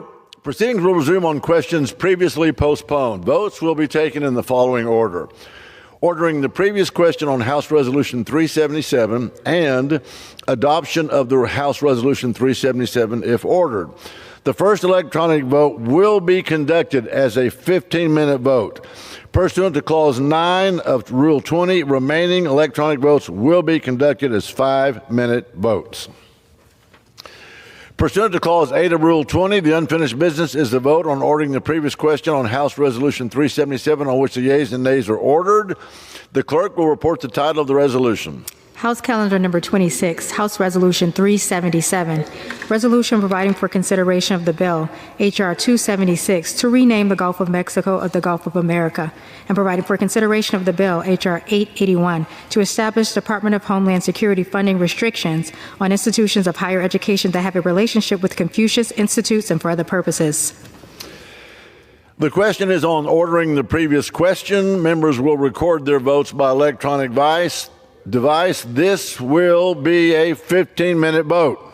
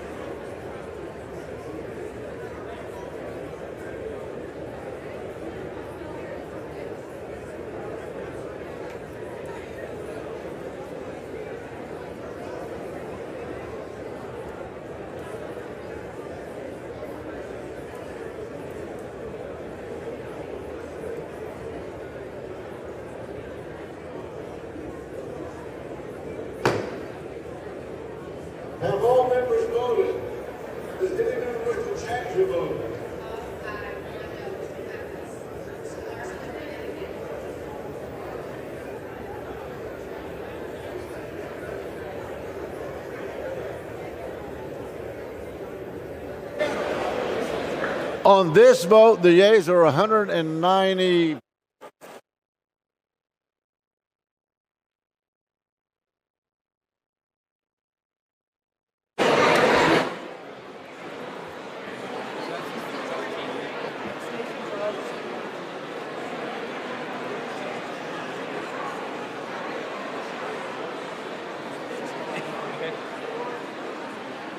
Mr. Siscomani votes aye. Mrs. Strahan votes no.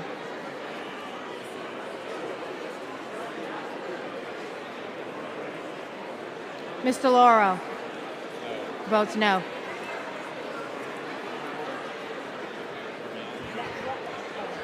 Mr. Mervan votes no. Mr. Messmer votes aye.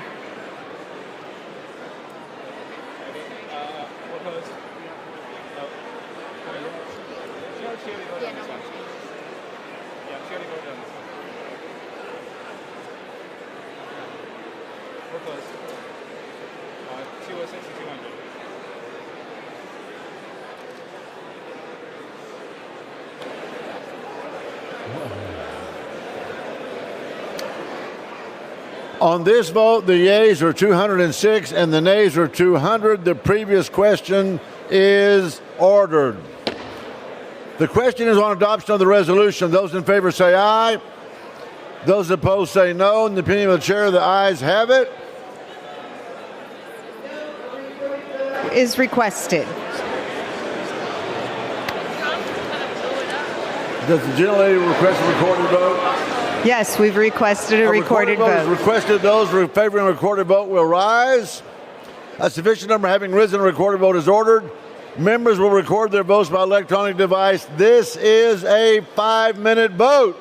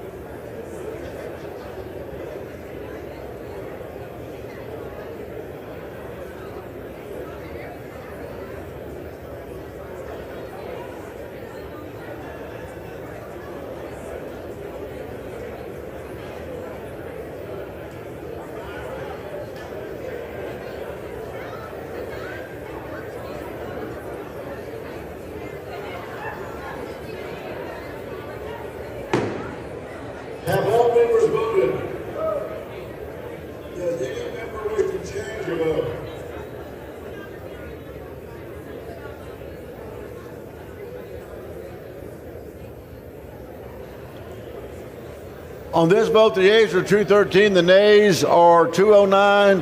The resolution is adopted. Without objection, a motion to reconsider is laid on the table.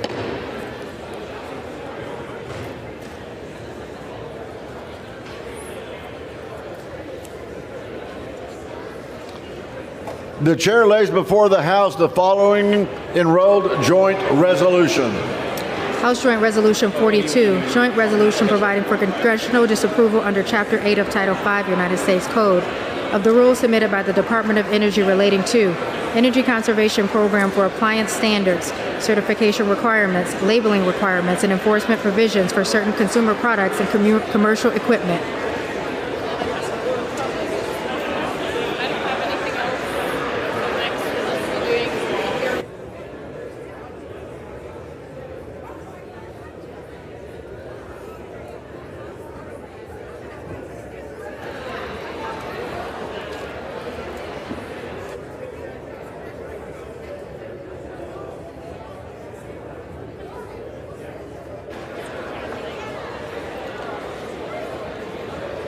The House will be in order.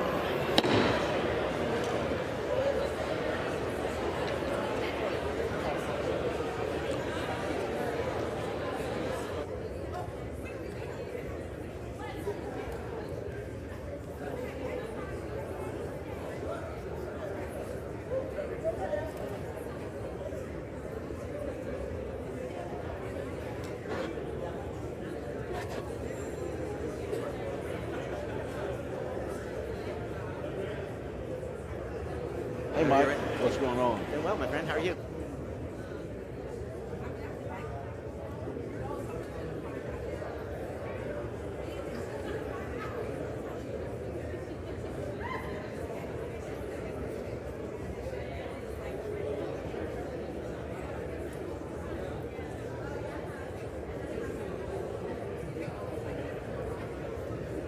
All right, we got to lower.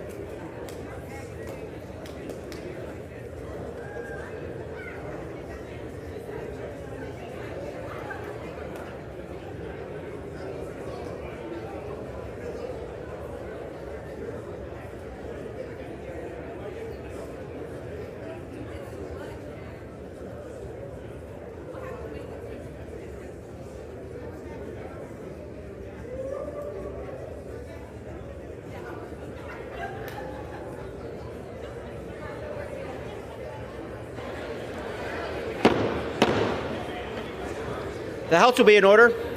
Will members please take your conversations outside the chamber so we can begin 1-minute speeches.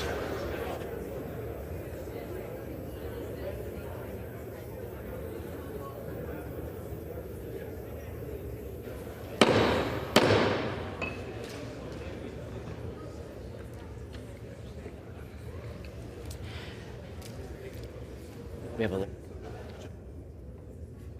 What purpose does the gentlewoman from Minnesota seek recognition? Request unanimous consent to address the House for 1 minute and revise and extend my remarks. Without objection, the gentlewoman from Minnesota is recognized for 1 minute. Thank you, Mr. Speaker. And Mr. Speaker, I rise today to congratulate Kumara Jayasuriya on his remarkable tenure as the president of Southwest State, Minnesota. Under President Jayasuriya's leadership, SMSU thrived. In a period where most Minnesota schools saw an enrollment drop, SMSU's rose to nearly 20%. Just last year, the university recorded its highest enrollment in 14 years, and I am incredibly grateful for what he has done to improve higher education in Western Minnesota and to protect the legacy of a respected institution. President, congratulations on your retirement, and I wish you all the best in your future endeavors, and it has been an absolute pleasure to work with you to advance SMSU. I yield back. Again, will members please take their conversation to the back of the room? For what purpose does the gentleman from Virginia seek recognition? Without objection, the gentleman from Virginia is recognized for 1 minute. Thank you, Mr. Speaker. To the more than 3.8 million educators across the country, I want to wish you a happy National Teacher Appreciation Day. I know our teachers work tirelessly to provide our students with an education that opens the door to opportunity, and I'm sure everyone in this body can think of a teacher that profoundly impacted their lives. And despite working long hours and not always with a salary that reflects the work that they do, our teachers in Virginia have made sure that Virginia's schools consistently rank high in the country for K-12 performance and test scores and even safety. And over 92% of our students here in Virginia graduate high school in 4 years, and we have amazing teachers to thank for that. And so we want to make sure our teachers are being paid what they're worth, have the support they need in the classroom, and have the access to all the resources they need to do their jobs. So to all the teachers out there, happy National Teacher Appreciation Day, and I yield back. For what purpose does the gentleman from Georgia seek recognition? Ask unanimous consent to address the House for 1 minute to advise and extend my remarks. Without objection, the gentleman from Georgia is recognized for 1 minute. Mr. Speaker, I rise today to recognize Dr. William Clark, who is stepping down as chair of the Okefenokee Swamp Park Board of Trustees after 15 years of hard work and dedicated service. Since 2010, Dr. Clark has advanced the mission of the Okefenokee Swamp Park, promoting a community connection with nature and preserving its ecological health through stewardship, education, and outdoor recreation. While serving as chairman, Dr. Clark was instrumental in expanding the park's mission to promote tourism and education.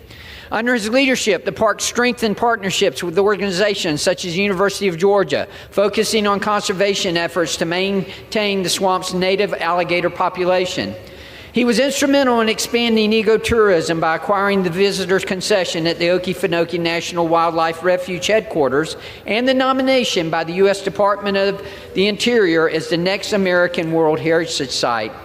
After his successful tenure in this role, Dr. Clark has expressed enthusiasm for this transition and remains confident in the ongoing excellence of the Okefenokee Swamp Park Board. Thank you, Dr. Clark, for your commitment to improving the Okefenokee Swamp Park, and I wish you the best in your future endeavors. Thank you, Mr. Speaker, and I yield back. For what purpose does the gentleman from New York seek recognition? Mr. Speaker, I ask for unanimous consent to address the House for 1 minute to revise and extend my remarks. Without objection, the gentleman is recognized for 1 minute. Thank you, Mr. Speaker. This week is National Teacher Appreciation Week. My gratitude for teachers far surpasses 1 minute of time.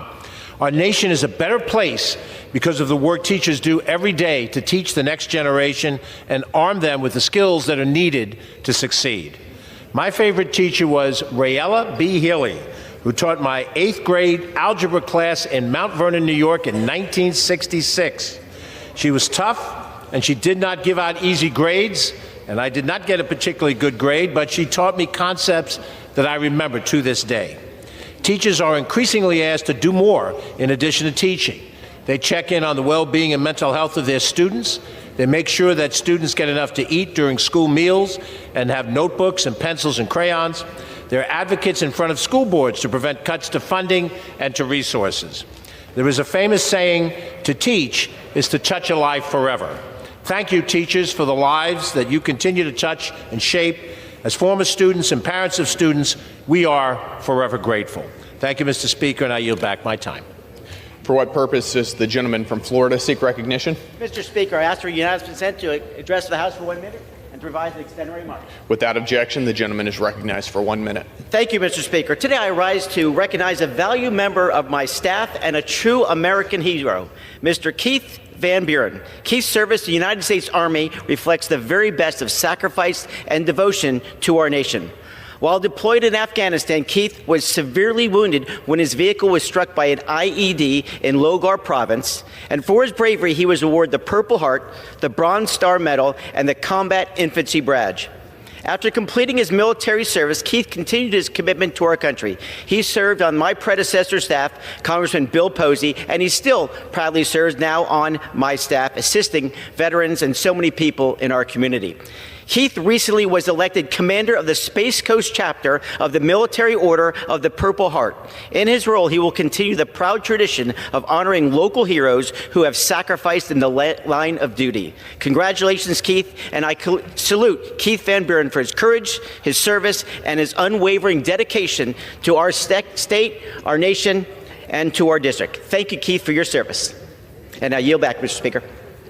For what purpose does the gentleman from Virginia seek recognition? I ask unanimous consent to address the House for 1 minute to revise and extend my remarks. Without objection, the gentleman is recognized for 1 minute. Mr. Speaker, today on National Teacher Day, I rise to recognize Fredericksburg Mayor Carrie Devine as this week's Constituent of the Week. Mayor Devine also spends her time as a history teacher in Stafford County. She's a role model in civic leadership both for the city of Fredericksburg and for her students in Stafford. Whether in City Hall or in a classroom, she's made community a cornerstone of her tenure as a public servant and educator. She has also tirelessly worked to increase reading comprehension, counter the harmful impacts of social media on young people, and supports phone-free schools.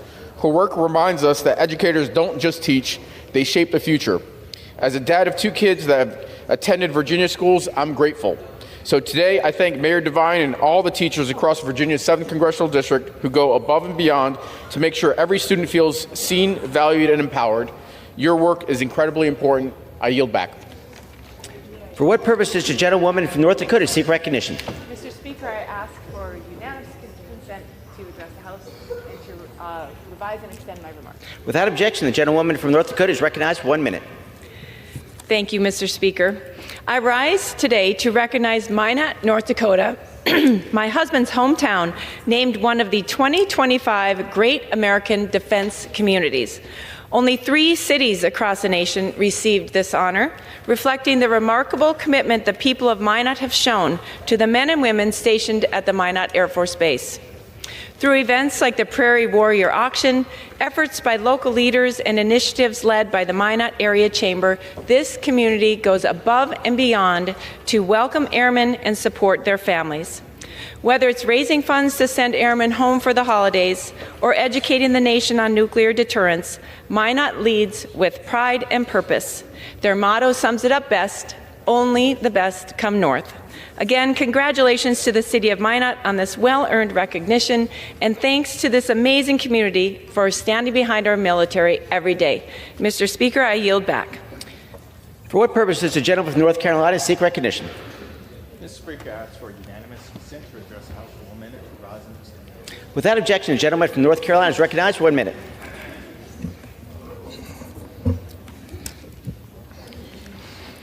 Mr. Speaker, I rise to recognize the Wings Over Wayne Air Show, hosted at Seymour Johnson Air Force Base in Goldsboro, North Carolina. It was an incredible event that showcased pride, professionalism, and precision of our Air Force and brought our community together on Military Appreciation Day. Seymour Johnson is a pillar in our community that drives our local economy and brings us pride and joy. The base reflects the deep bond between service members and the people of Eastern North Carolina. With the roaring of the Thunderbirds, Wings Over Wayne celebrated freedom, patriotism, and community. I thank the men and women who continue to serve our country. You make us extremely proud. Thank you, Mr. Speaker. I yield back. For what purpose does the gentleman from Texas seek recognition? Speaker, I ask for unanimous consent to address the House for 1 minute to revise and extend my remarks. Without objection, the gentleman from Texas is recognized for 1 minute. Thank you, Mr. Speaker. I rise today to recognize a tremendous honor for the heart of Texas's 26th Congressional District. Flower Mound, Texas, named the best place to live in America. My family and I are blessed to call it home. The distinction didn't come from luck. It came from leadership, from vision, from a community where hometown charm meets national excellence. In Flower Mound, top-tier schools set the standard. Green spaces stretch for miles, and small businesses like Flurry's Market and Provisions bring neighbors together. It's a town where families plant roots, where freedom is felt, and where opportunity isn't just a promise. It's a way of life. At the heart of Texas 26, Flower Mound shows what happens when faith, family, and hard work form the foundation of a community. I congratulate the local leaders whose dedication made this recognition possible. Flower Mound isn't just the best place to live in America, it's proof that the American dream lives right here in North Texas. Mr. Speaker, I yield back. For what purpose does the gentlewoman from Maryland seek recognition?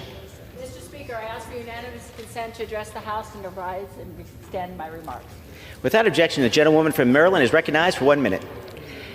Mr. Speaker, I rise today to urge my colleagues to support my bipartisan, bicameral legislation, H.R. 3159, the Improving SCRA Benefit Utilization Act. The Service Members Civil Relief Act includes a specific benefit that caps interest rates on pre-service debts, like mortgages, credit cards, and auto loans at 6%. Unfortunately, too few active duty service members even know about this hard-earned benefit, let alone use it. My bill would address this knowledge gap by expanding military financial literacy programs. It would also require details of existing SCRA benefits on military activation orders.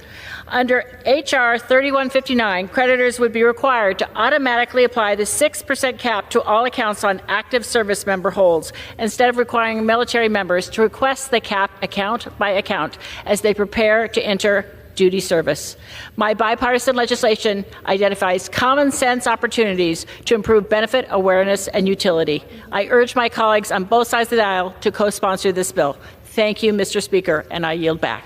For what purpose does the gentleman from Kentucky seek recognition? Without objection, the gentleman from Kentucky is recognized for 1 minute.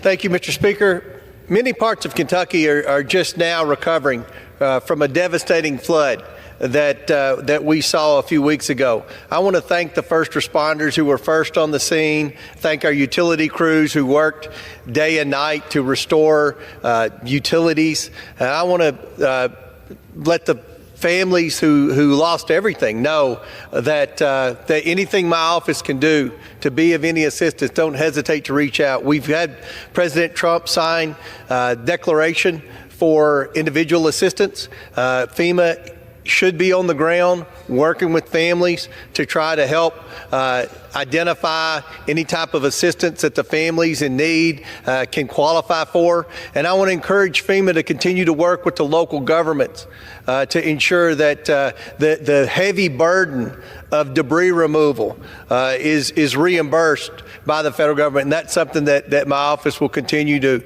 ensure to see that happen. So we've had devastating floods. The government's responsibility is to help those in need, and that's what we expect to do. So, Mr. Speaker, I just wanted to make that point loud and clear and hope that we can continue to work through the recovery phase. I yield back. For what purpose does the gentlewoman from New Mexico seek recognition? Good afternoon, Mr. Speaker.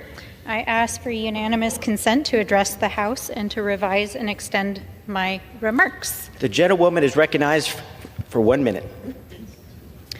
Mr. Speaker, Donald Trump says that he isn't sure if he needs to uphold the Constitution.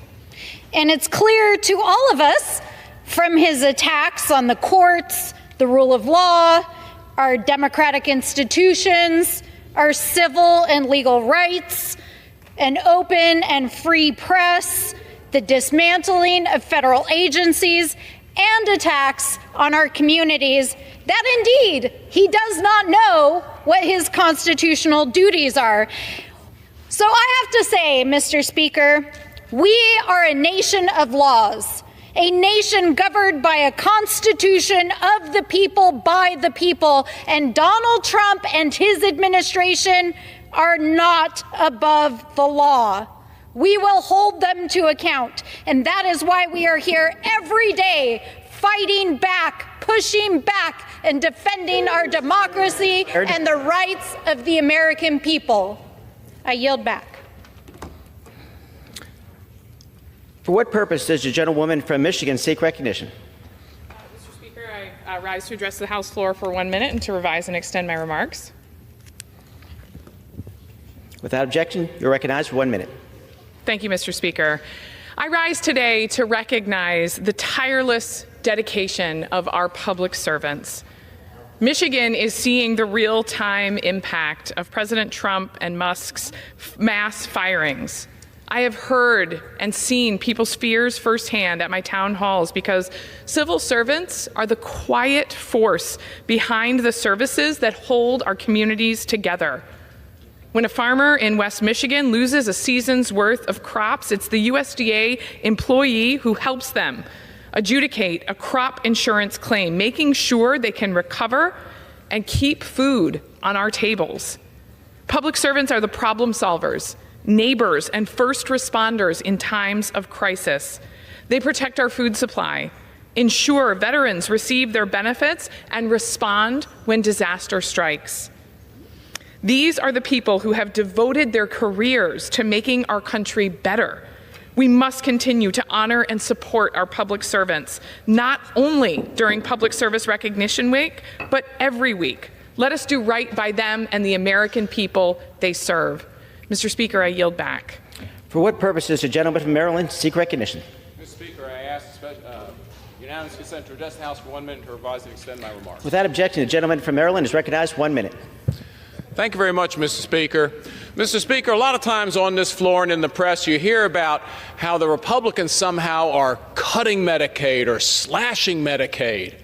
But the facts are that in the Republican budget resolution, we increase Medicaid expenditures by at least 25% over the next 10 years. Yes, we will fight fraud, waste, and abuse. We think the American people agree that fraud, waste, and abuse robs the Medicaid system from covering the people like the disabled, the elderly, pregnant women, children. It robs money from those programs and wastes it. So even after we eliminate fraud, waste, and abuse, we have enough to increase Medicaid expenditures by at least 25% over the next 10 years. Those are the facts. There's no cutting going on. There's no slashing. There's elimination of fraud, waste, and abuse. And it's about time that happened to the U.S. government bureaucracy, not only in Medicaid, but across the government. I yield back. Under the Speaker's announced policy of January 3, 2025, the gentleman from North Carolina, Mr. Nutt, is recognized for 60 minutes as the designee of the majority party. Thank you, Mr. Speaker. I ask unanimous consent that all members may have 5 legislative days in which to revise and extend their remarks and include extraneous material on the topic of this special order. Without objection. Thank you, Mr. Speaker. I rise today alongside 4 of my esteemed colleagues to both highlight and condemn the misuse of taxpayer dollars funneled to illegal immigrants. An outrageous pattern of perverse and intentional incentives reveal deliberate efforts to worsen the border crisis and to allow tens of millions of illegal aliens to invade our nation at direct cost to the American taxpayer. The Biden-Harris administration cycled through repeated falsehoods, claiming the border was secure, claiming they did not have what was needed to stop this invasion, claiming that they were helpless and needed Congress to take the lead. Meanwhile, that same administration lined the pockets of left-wing NGOs to shower illegal immigrants with incentives in the form of open-ended access to your tax dollars. Earlier this year, reports surfaced from the watchdog group Open the Books, exposing Biden's Department of Health and Human Services for awarding shockingly large amounts of grants and dollars to nonprofits focused on aiding illegal immigrants, amounting to as high as 20 million people who illegally crossed into our country during Biden's term in office. Taxpayer-funded awards paid for illegal aliens housing, health care, education, even music lessons, therapy. You name it, you, the taxpayer, covered it. Using NGOs as a proxy, the Biden administration sent a clear message that our laws were not to be taken seriously, and living off of the American taxpayer was both acceptable and encouraged. The same people fueling this elaborate scheme also pushed a false narrative that supporting illegal activity somehow gives them a moral high ground. This, of course, is false. I am here to tell the American people that you are right to expect secure borders. You are right to demand law and order. You are right to be outraged that hundreds of billions of your dollars have gone to illegal aliens and politically connected NGOs who facilitated this recent invasion. President Trump's swift actions to halt illegal crossings and to deport illegal aliens in his first 100 days has made one thing painfully clear. The Biden-Harris administration was never working to fix our immigration system. They actively and deliberately worked to undermine it. The Center for Immigration Studies found illegal immigrants annually take, and this is a conservative estimate, annually take nearly $120 billion directly from public services to include public schools, public welfare, and health care. Every American across the country should expect more from their government. Joining me today are a few of my colleagues, and first I would like to introduce Congressman Tim Moore, my fellow North Carolinian and a fierce border security advocate. Congressman Moore has been a leading voice in the fight to reform FEMA and to ensure its funds go towards helping American citizens rather than to illegal immigrants, especially those recovering from Hurricane Helene. Mr. Speaker, I yield to the gentleman from North Carolina's 14th District. Thank you, Mr. Speaker. Thank you, Congressman Knott. And just a couple things about Congressman Knott for folks who don't know. Before he was a member of Congress here, he was actually a very well-esteemed prosecutor in the U.S. Attorney's Office, where I know, Congressman Knott, many stories you shared where you were personally having to prosecute a lot of these violent gang members, these MS-13 gang members that for some reason some of our comrades want to go down and hug a thug or something and see these folks down in Central America. You were helping prosecute these folks, and I know you all were very frustrated at the times with what you were seeing with these open borders, and so I appreciate you, one, what you did before you came to Congress, two, what you're doing now, and three, today, hosting this opportunity to bring attention to this to the American people.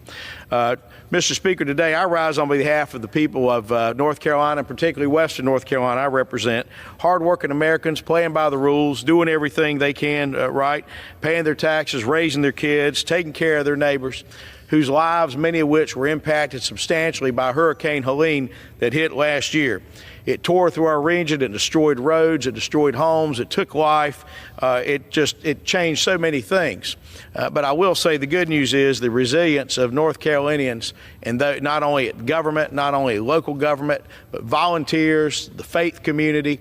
I see my good friend Congressman Harris over there, the churches who stepped up in such a tremendous way to help folks out in such a serious time of need, to do what they needed to do.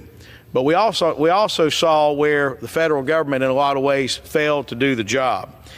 We saw where under the past administration, FEMA wasn't doing the job. I'm proud to say that now under this new administration, FEMA is getting the job done.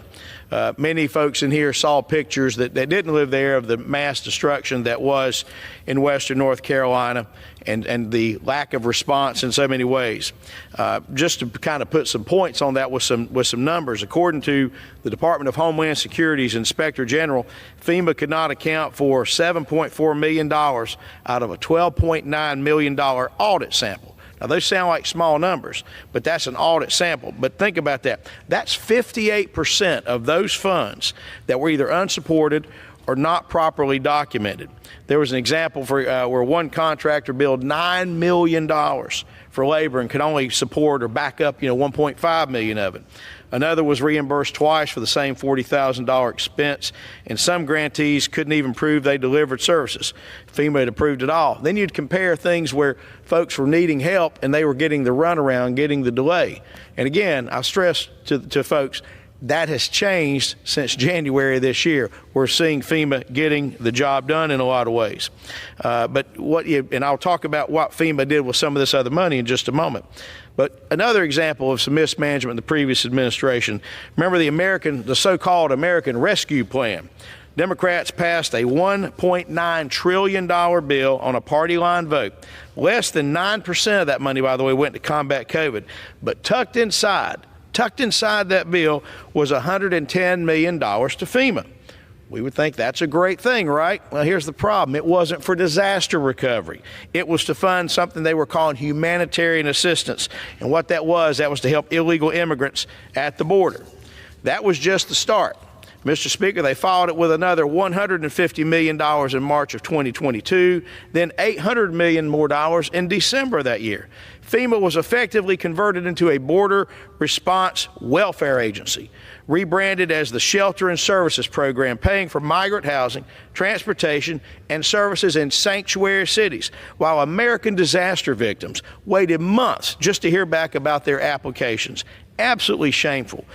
My constituents were patching their roofs, clearing debris by hand. FEMA was off here busy footing the bill for nice hotel stays in New York for folks that weren't even supposed to be in the country. This was a willful effort by the other side to just enable this border crisis. And I got to say, Congressman Knott pointed out how the border is finally secure, and it didn't require a change in law. It simply required a president who would follow the law. So now what do we have going on that things have changed? Well, my colleagues on the other side of the aisle respectfully are not showing up in towns that were damaged by the storm, asking questions of FEMA, looking to go see what's happened. You know who has shown up? Secretary Noem has shown up. President Trump has shown up. Instead, no, some of my colleagues, and I don't know why, have decided they want to go to El Salvador and rub elbows and maybe grab a margarita with some former MS-13 gang members. It looks like it's a delegation face-to-face meeting with Kilmar Abrego Garcia, a known member of MS-13, and that gang is responsible for countless murders, assaults, and human trafficking. Instead of demanding justice, Democrats took selfies. And I know, for example, you all had to prosecute MS-13, Congressman Knott, when you were back prosecuting in the Eastern District of North Carolina. Look, we don't need any more hug-a-thug diplomacy.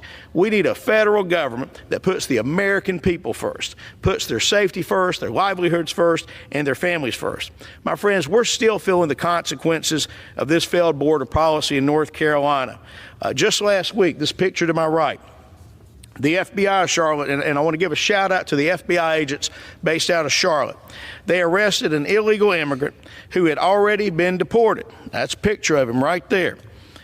He was charged with the kidnapping of a mother and her one-year-old child in Garner, North Carolina. Again, that's in Congressman Knott's district right there. Kidnapped them. They tied her up, took the woman and the child at gunpoint, demanded $1 million ransom, and then dumped them in the woods. By the grace of God and the swift action of the FBI, Garner Police, and our State Bureau of Investigation, they were rescued. But that crime should have never happened. Estrada Hernandez should have never been in this country in the first place. And you know what, Mr. Speaker? He would not have been if it weren't for the Biden administration's open border policies and refusal to simply follow the law. Mr. Speaker, this is not compassion. This is not justice. This is chaos, engineered and endorsed by some on the other side. I do hope those on the other side who disagree with this will start stepping up and pushing back with what's happened there. But I'll say this too. Thankfully, under President Trump's leadership, we are cleaning house. The Department of Government Efficiency has exposed FEMA's failures in the past administration. Secretary Noem is working to get this agency back on mission, and Congress is moving to eliminate the Shelter and Services Program and to return those funds to real disaster recovery where they belong. To the families who are still recovering from Hurricane Helene, to those who were told there was no money left while FEMA lost track of millions, I hear you, and help is on the way. This, my friends, is what it means to put Americans first, to restore common sense, to lead with integrity, and with that, I yield back. Thank you, Congressman Moore. Next, I would like to introduce my good friend, Mike Herodopoulos, from Florida's 8th Congressional District, otherwise known as the Space Coast. Congressman Herodopoulos and I have had many conversations about the cost of illegal immigration on programs that are designed to help and support vulnerable Americans, and especially Medicaid. Congressman Herodopoulos has extensive experience in the Medicaid space, and he knows that it must be guarded to protect those who rely upon it here in the United States. It is not an international charity, and it's not especially for the illegal immigrants here in this country. To elaborate on his experience with this issue, I yield to the gentleman from Florida's 8th District. Thank you, Congressman Knott. Thank you so much for holding this. And these are the kind of conversations that the American public needs to hear and understand the impact that illegal immigration is having on our country and how it undercuts the rule of law and really undercuts those people who truly want to play by the rules and enter the United States in a legal fashion. And it's frustrating when we can bring so many bright, conscientious people who want to come into the United States and you're deprived of these opportunities because of the long line that exists, because of the challenges we have with illegal immigration. And so I very much appreciate the Congressman leading the charge on this and bringing some of those who have experience with Medicaid to talk about the impacts that it has on our individual states. As we know, Medicaid is designed to help our most vulnerable citizens, seniors, veterans, kids, low-income families, and especially the disabled. But today, that lifeline is being strained by immigration and open-door policies. While Democrats and sanctuary states deny the problem, the data is clear. Let's be clear that every dollar spent on illegal immigration is a dollar taken from a senior, a veteran, a child, a family struggling to pay the bills. For the past 4 years, the pattern has been very clear. Migrants cross the border, surrender to authorities. They repeat carefully rehearsed lines provided by NGOs to meet the bare minimum threshold for asylum. They are released into the country and set a court date in years in the future. Thus, they will begin to actually receive health care benefits at the expense of taxpayers who have already been hard hit by higher prices for basic things like gas, food, and rent. The burden is real. From 2017 to 2023, federal and state governments spent $27 billion on emergency Medicaid for non-citizens, according to the CBO. Also, according to the CBO, around $18 billion came directly from federal taxpayers, I mean every single American. Under the Biden-Harris years, Medicaid spending on illegal immigrants surged 124% higher than under President Trump. In 2021 alone, $7 billion was spent on emergency care for illegal immigrants. Meanwhile, Democrats in Washington and blue states are demanding that we actually pay even more. Now, to put this in perspective, as the Congressman from North Carolina, Congressman Knott mentioned, I'm from the state of Florida, and we actually audited how much we spent on Medicaid on emergency care last year. $660 million for hospital care for illegal immigrants, according to the Agency for Health Care Administration in Florida. $660 million. Dollars that were either intended to be spent on health care for American citizens, for maybe move the dollars around for education or for roads, or to, of course, help our environment. But instead, people who came here illegally, $660 million. That is a substantial amount of money, and we will never get it back. And again, rewarding bad behavior. Now, how the system works is very frustrating. If you pay taxes in America, you're paying for illegal immigrants to get health care, whether you like it or not. Federal law requires Medicaid to cover emergency health care, period. That's just the law. You go to the emergency room and that person qualifies, the American public pays for it. And states, of course, pick up the cost initially, but the federal government reimburses somewhere between 59 and 73% of those costs to the states. So American taxpayer dollars are being spent on this program, whether you like it or not. So reimbursement quietly channels billions of federal dollars into care for illegal immigration through state Medicaid programs. And states like California and New York are actually the most abusive of this law. These sanctuary states choose to allow illegal immigrants to receive state Medicaid programs, then send the bill to Washington, D.C. for all taxpayers to pay for it. It's not like they're being generous with just their taxpayer dollars, but that's spread across the entire system in the United States. States like California and New York manipulate provider taxes and use creative accounting to maximize federal reimbursement, thus shifting more of the burden to taxpayers across the country. And here's the gall of it all. New York even promotes free medical care for illegal immigrants with official state flyers encouraging them to use emergency services. And that's pretty rich. I mean, you can think about it. They're saying, well, we're just using our state tax dollars. That's not the truth. They are promoting on taxpayer dollars this push to have, again, other people pick up the cost. So this is not some federalism deal where it's being just handled by one state. This is, again, realizing that someone else will pay the bill. Thus, they are being generous with other people's money. So to counter this myth that the Democrats are trying to push, that illegal immigration does not cost the taxpayer dollars, it's just not true. And this is why I want people to look closely at what Medicaid is. Again, every Republican I've talked to, and I go across the country and talk about this issue, we want to provide Medicaid for seniors in nursing homes. We want to provide them for pregnant women. We want to provide it for kids. And we want to provide it for disabled. But when you upset that relationship by having people who are here illegally, you're actually potentially putting Medicaid programs at risk. And for those who really want to study the issues, there's a water balloon effect here.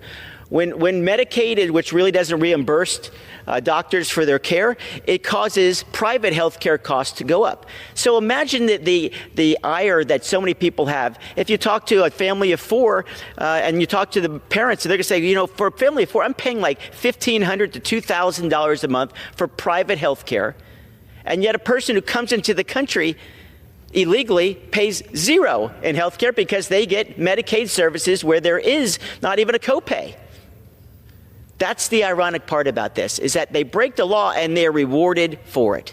That undercuts the American dream, and people start thinking logically, well, why do I play by the rules? Maybe I'll manipulate a form so that I qualify for Medicaid, and they might never check it again. And that's happening today.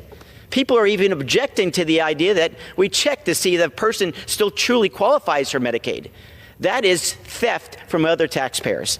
So as the CBO confirmed, $18 billion in federal spending was put on emergency care, and these are just the facts that play out. And again, let's have the honest conversation. If you want to fund, then say it, but don't say that's not happening or burying it under your typical bureaucratic or political doublespeak. These are the conversations we need to have. And just so you all know, in the policy that we're looking at today, where we're going to, let's say, reconsider the budget, they're going to spend $45 billion for basically jails for illegal immigrants who come across, because if you don't have that jail space or the detention centers as they're looking at asylum, they go into the country. And that means you might not have a court case for a few years. And again, let's just think logically here. 10 million people. How many judges, lawyers, public defenders, bailiffs, and other folks do you need to actually have 10 million court cases in their version of due process? As our lead prosecutor today, Mr. Knott, will tell you that the law is simple. You came here legally. Your only thing you're justified or allowed is a ticket out of here.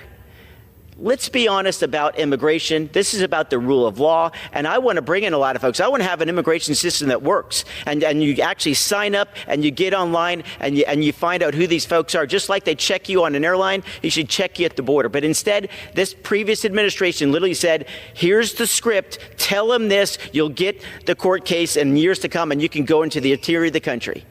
That's double standard. And so I applaud Congressman Knott for taking this opportunity to talk about it in a real way, and my friends from North Carolina talk about how it impacts every one of us. It's taking from the system, causing people to pay more for insurance, and undercutting the rule of law. And that's why we had an election last year, and the voice was good. The president said he would stop this crazy idea because we're already $1 trillion in debt year by year, $37 trillion in debt overall. This is common sense, and the president has finally stood up for those people who've been left behind the last 4 years. And so, Congressman Knott, thank you very much for taking on this real issue. It's the kind of discussion we need to have. And if the other side feels that we have not been telling the whole story, come out and have the debate. We'd love to see it. And with that, I yield back to the Congressman from North Carolina.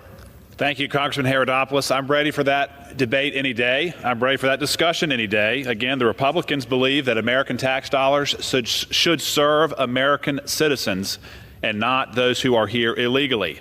Next to speak is another representative from our great state of North Carolina, Congressman Mark Harris.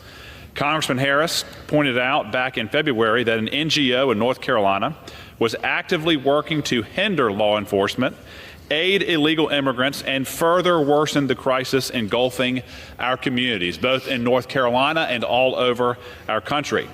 A pastor of more than 30 years, Congressman Harris is proof that allowing this humanitarian crisis to continue is not compassionate, and enforcing our laws is not hateful.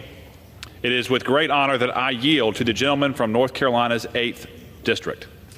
Well, thank you, Congressman Knott. And Mr. Speaker, it's a pleasure today to be able to share in this time together. Grateful for you, Congressman Herodopoulos, for sharing, also from Congressman Moore that we heard from earlier. And so I'm very honored to just be a part of this, and very thankful for the vision and the passion that Congressman Knott has shown in pulling together this special order. You know, when a burglar breaks into your house, you don't set a place for them at the dinner table. That principle seems pretty obvious, but for some reason, radical progressives just can't understand it. For the past 4 years, radical progressive Democrats have openly welcomed criminal aliens into American communities.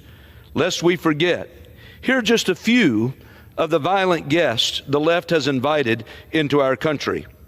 Felix Rojas, an illegal alien who was deported multiple times, was charged just last week for raping a corpse on a Manhattan subway. In my home state of North Carolina, 2 illegal aliens that Congressman Moore alluded to earlier, Paula Duran Duran and Miguel Duran Duran, were arrested for breaking into a home and kidnapping a mother and her 11-month-old daughter.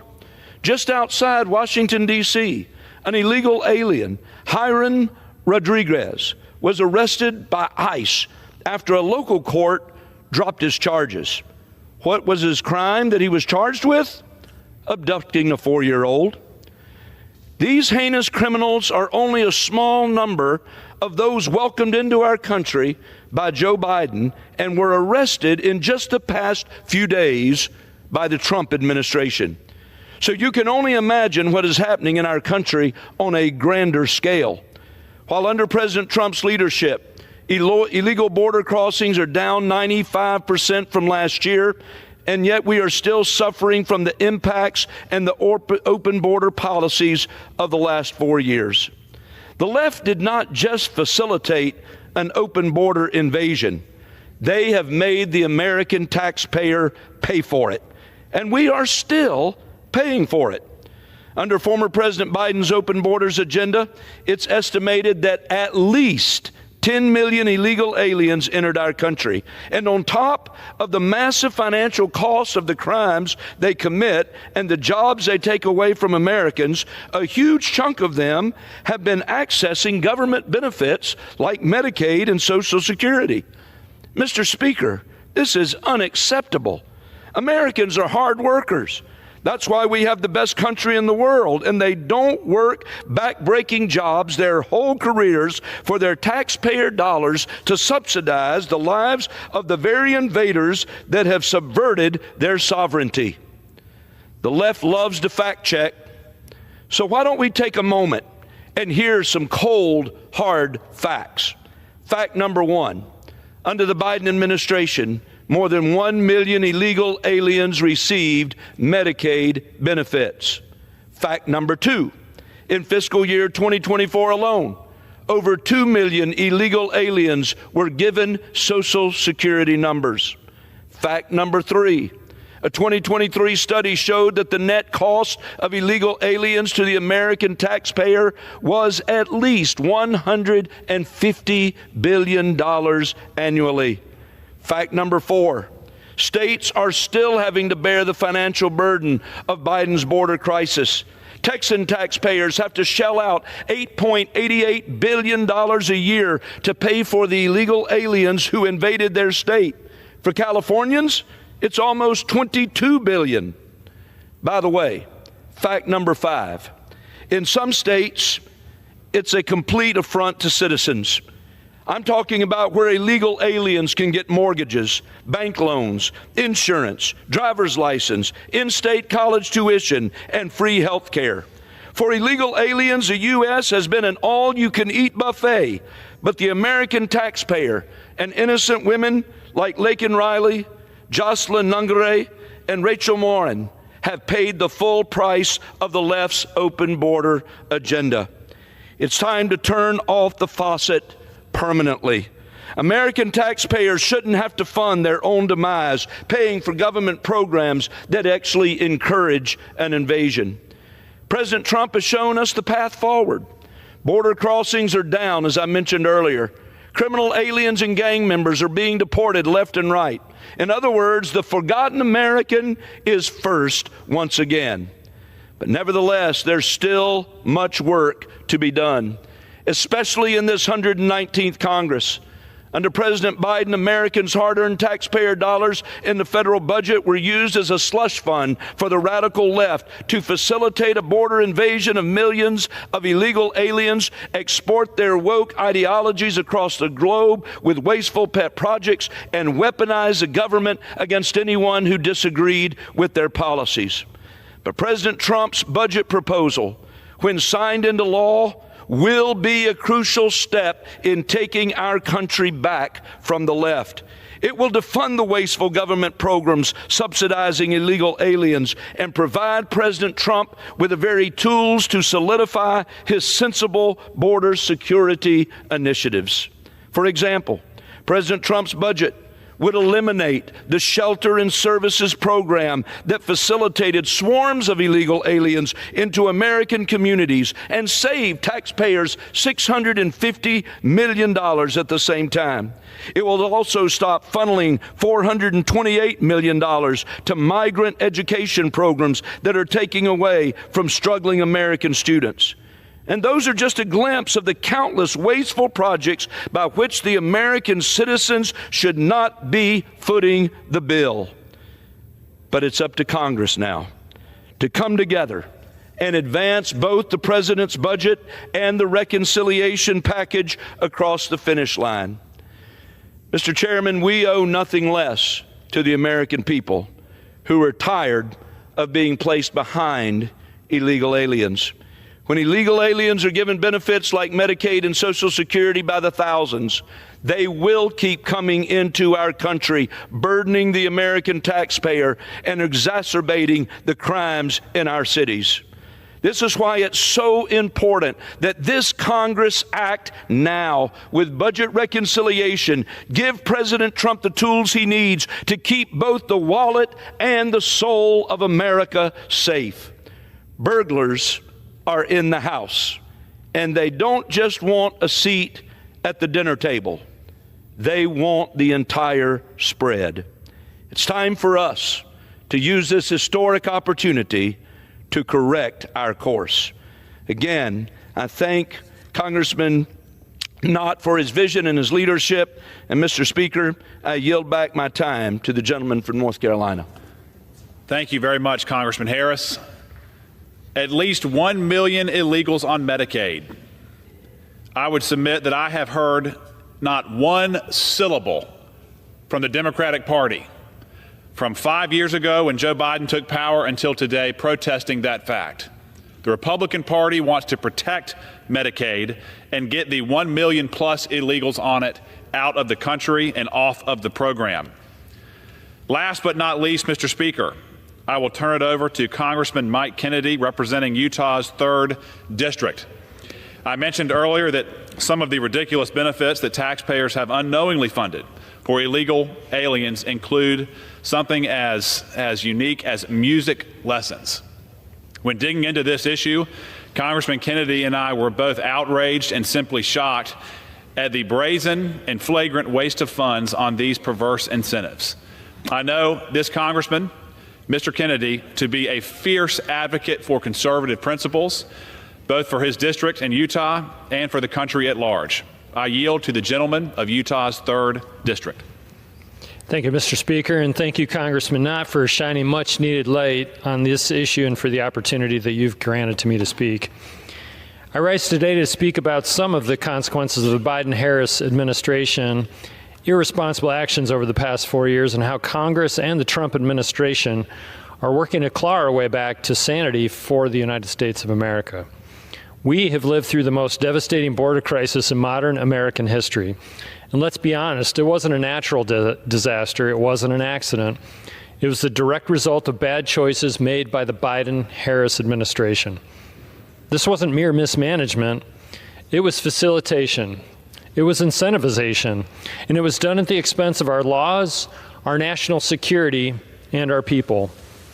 During their time in office, President Biden and Vice President Harris dismantled nearly every meaningful safeguard at the southern border.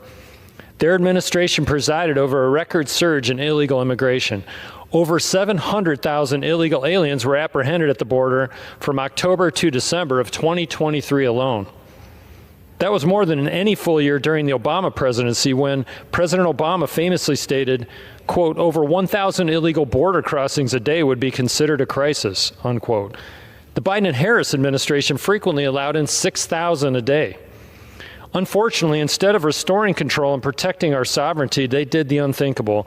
They rewarded the lawbreakers. Rather than empower border enforcement, the Biden-Harris administration threw open the federal checkbook, funneling billions of taxpayer dollars to private nonprofits like Family Endeavors Incorporated, Southwest Key Programs, and Global Refuge. These NGOs didn't just shelter illegal aliens, they pampered them.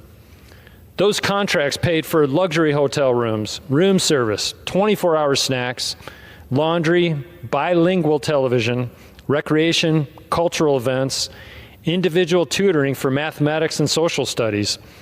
Most shockingly, pet therapy, music therapy, and horticulture therapy for illegal alien children. In 2021 alone, Endeavors paid Christy Merrill, a music therapist, $533,000 for her services. In addition to this nonsense, the nonprofit conducted 1,656 people-plant interactions and 287 pet therapy sessions between April 2021 and March 2023. This wasn't emergency aid, it was five-star treatment, funded by hardworking American families, families that are struggling to pay their own rent and put food on their own table, much less providing them with music, plant, and pet therapy. I know many tax-paying American families that would love to be able to provide their children with one-on-one academic tutoring, but simply cannot afford it. This all begs the question, why are we investing in illegal families while stripping financial resources from our own citizens to do so? In one case, Endeavors Incorporated, a Texas-based NGO, received a $1.3 billion contract from the federal government in a single year. Meanwhile, their top executives were paid over $600,000 annually, and the group spent more than $700,000 on lobbyists, all to keep the money flowing. Contrast that with the conditions our military service members faced during the same time. Moldy barracks, sewage overflows, and rodent infestations, to highlight a few. In 2022, a mere $56 million was spent on housing maintenance for military families, less than 1/20th of what was spent on luxury accommodations for illegal aliens. Who did the Biden-Harris administration care about? It certainly wasn't our men and women in uniform. Unfortunately, the extreme misuse of funds wasn't their only slight to the American public. The Biden-Harris administration relaxed vetting standards for those who claimed to sponsor alien children. DNA testing was scrapped and background checks were watered down. There were no public record checks required for other adults living in a sponsor's home, and tragic consequences followed. In one case, a 24-year-old Honduran man posed as a 17-year-old child and was placed with a sponsor in Florida, whom he later murdered. Sadly, that was not a one-off failure. This type of senseless violence became a regular news story. While Americans were working multiple jobs to afford rent and groceries, funding a billion-dollar pipeline for it was corruption, recklessness, and the good news is this: their time in office is over. Decisions persist.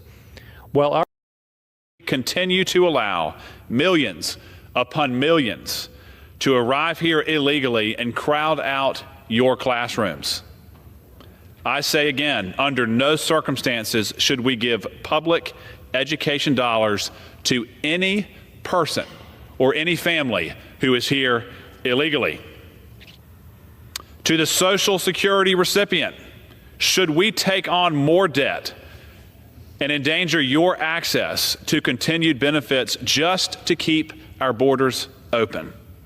With no hesitation, I again say absolutely not.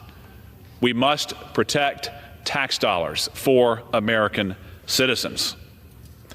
To the veterans who are battling homelessness or addiction, or the Western North Carolinians who are left without shelter following Hurricane Helene, should your tax dollars go to housing illegal aliens, to transporting illegal aliens, while you continually suffer?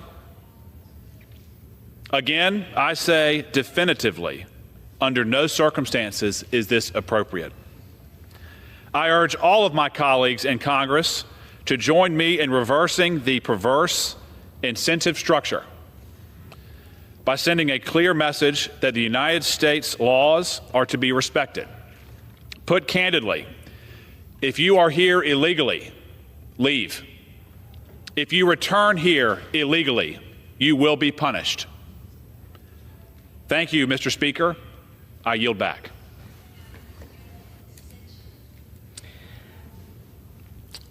Under the policy the Speaker announced on January 3, 2025, the Chair recognizes the gentleman from Arizona, Mr. Schweikert, for 30 minutes.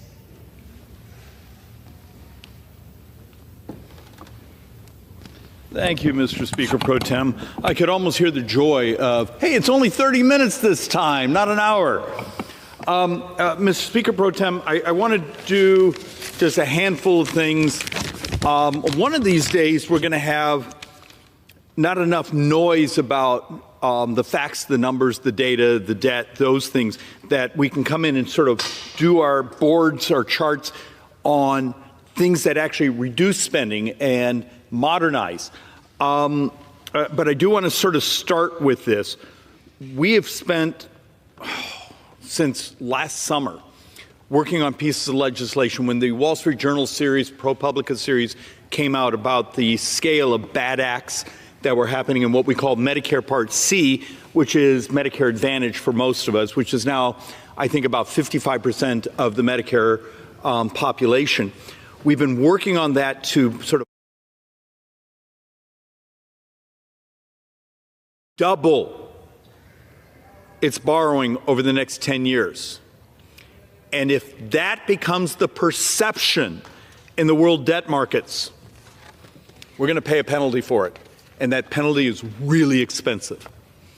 And with that, Mr. Speaker, I'm going to go back to the office and have more coffee. I appreciate your tolerance, and I yield back. Gentleman yields back. Does the gentleman have a motion? Mr. Speaker, I move that the House stand adjourned. The question is on the motion to adjourn. Those in favor say aye. Those opposed, nay. The ayes have it. The motion is adopted. Accordingly, the House stands adjourned until 10 a.m. tomorrow for morning hour debate.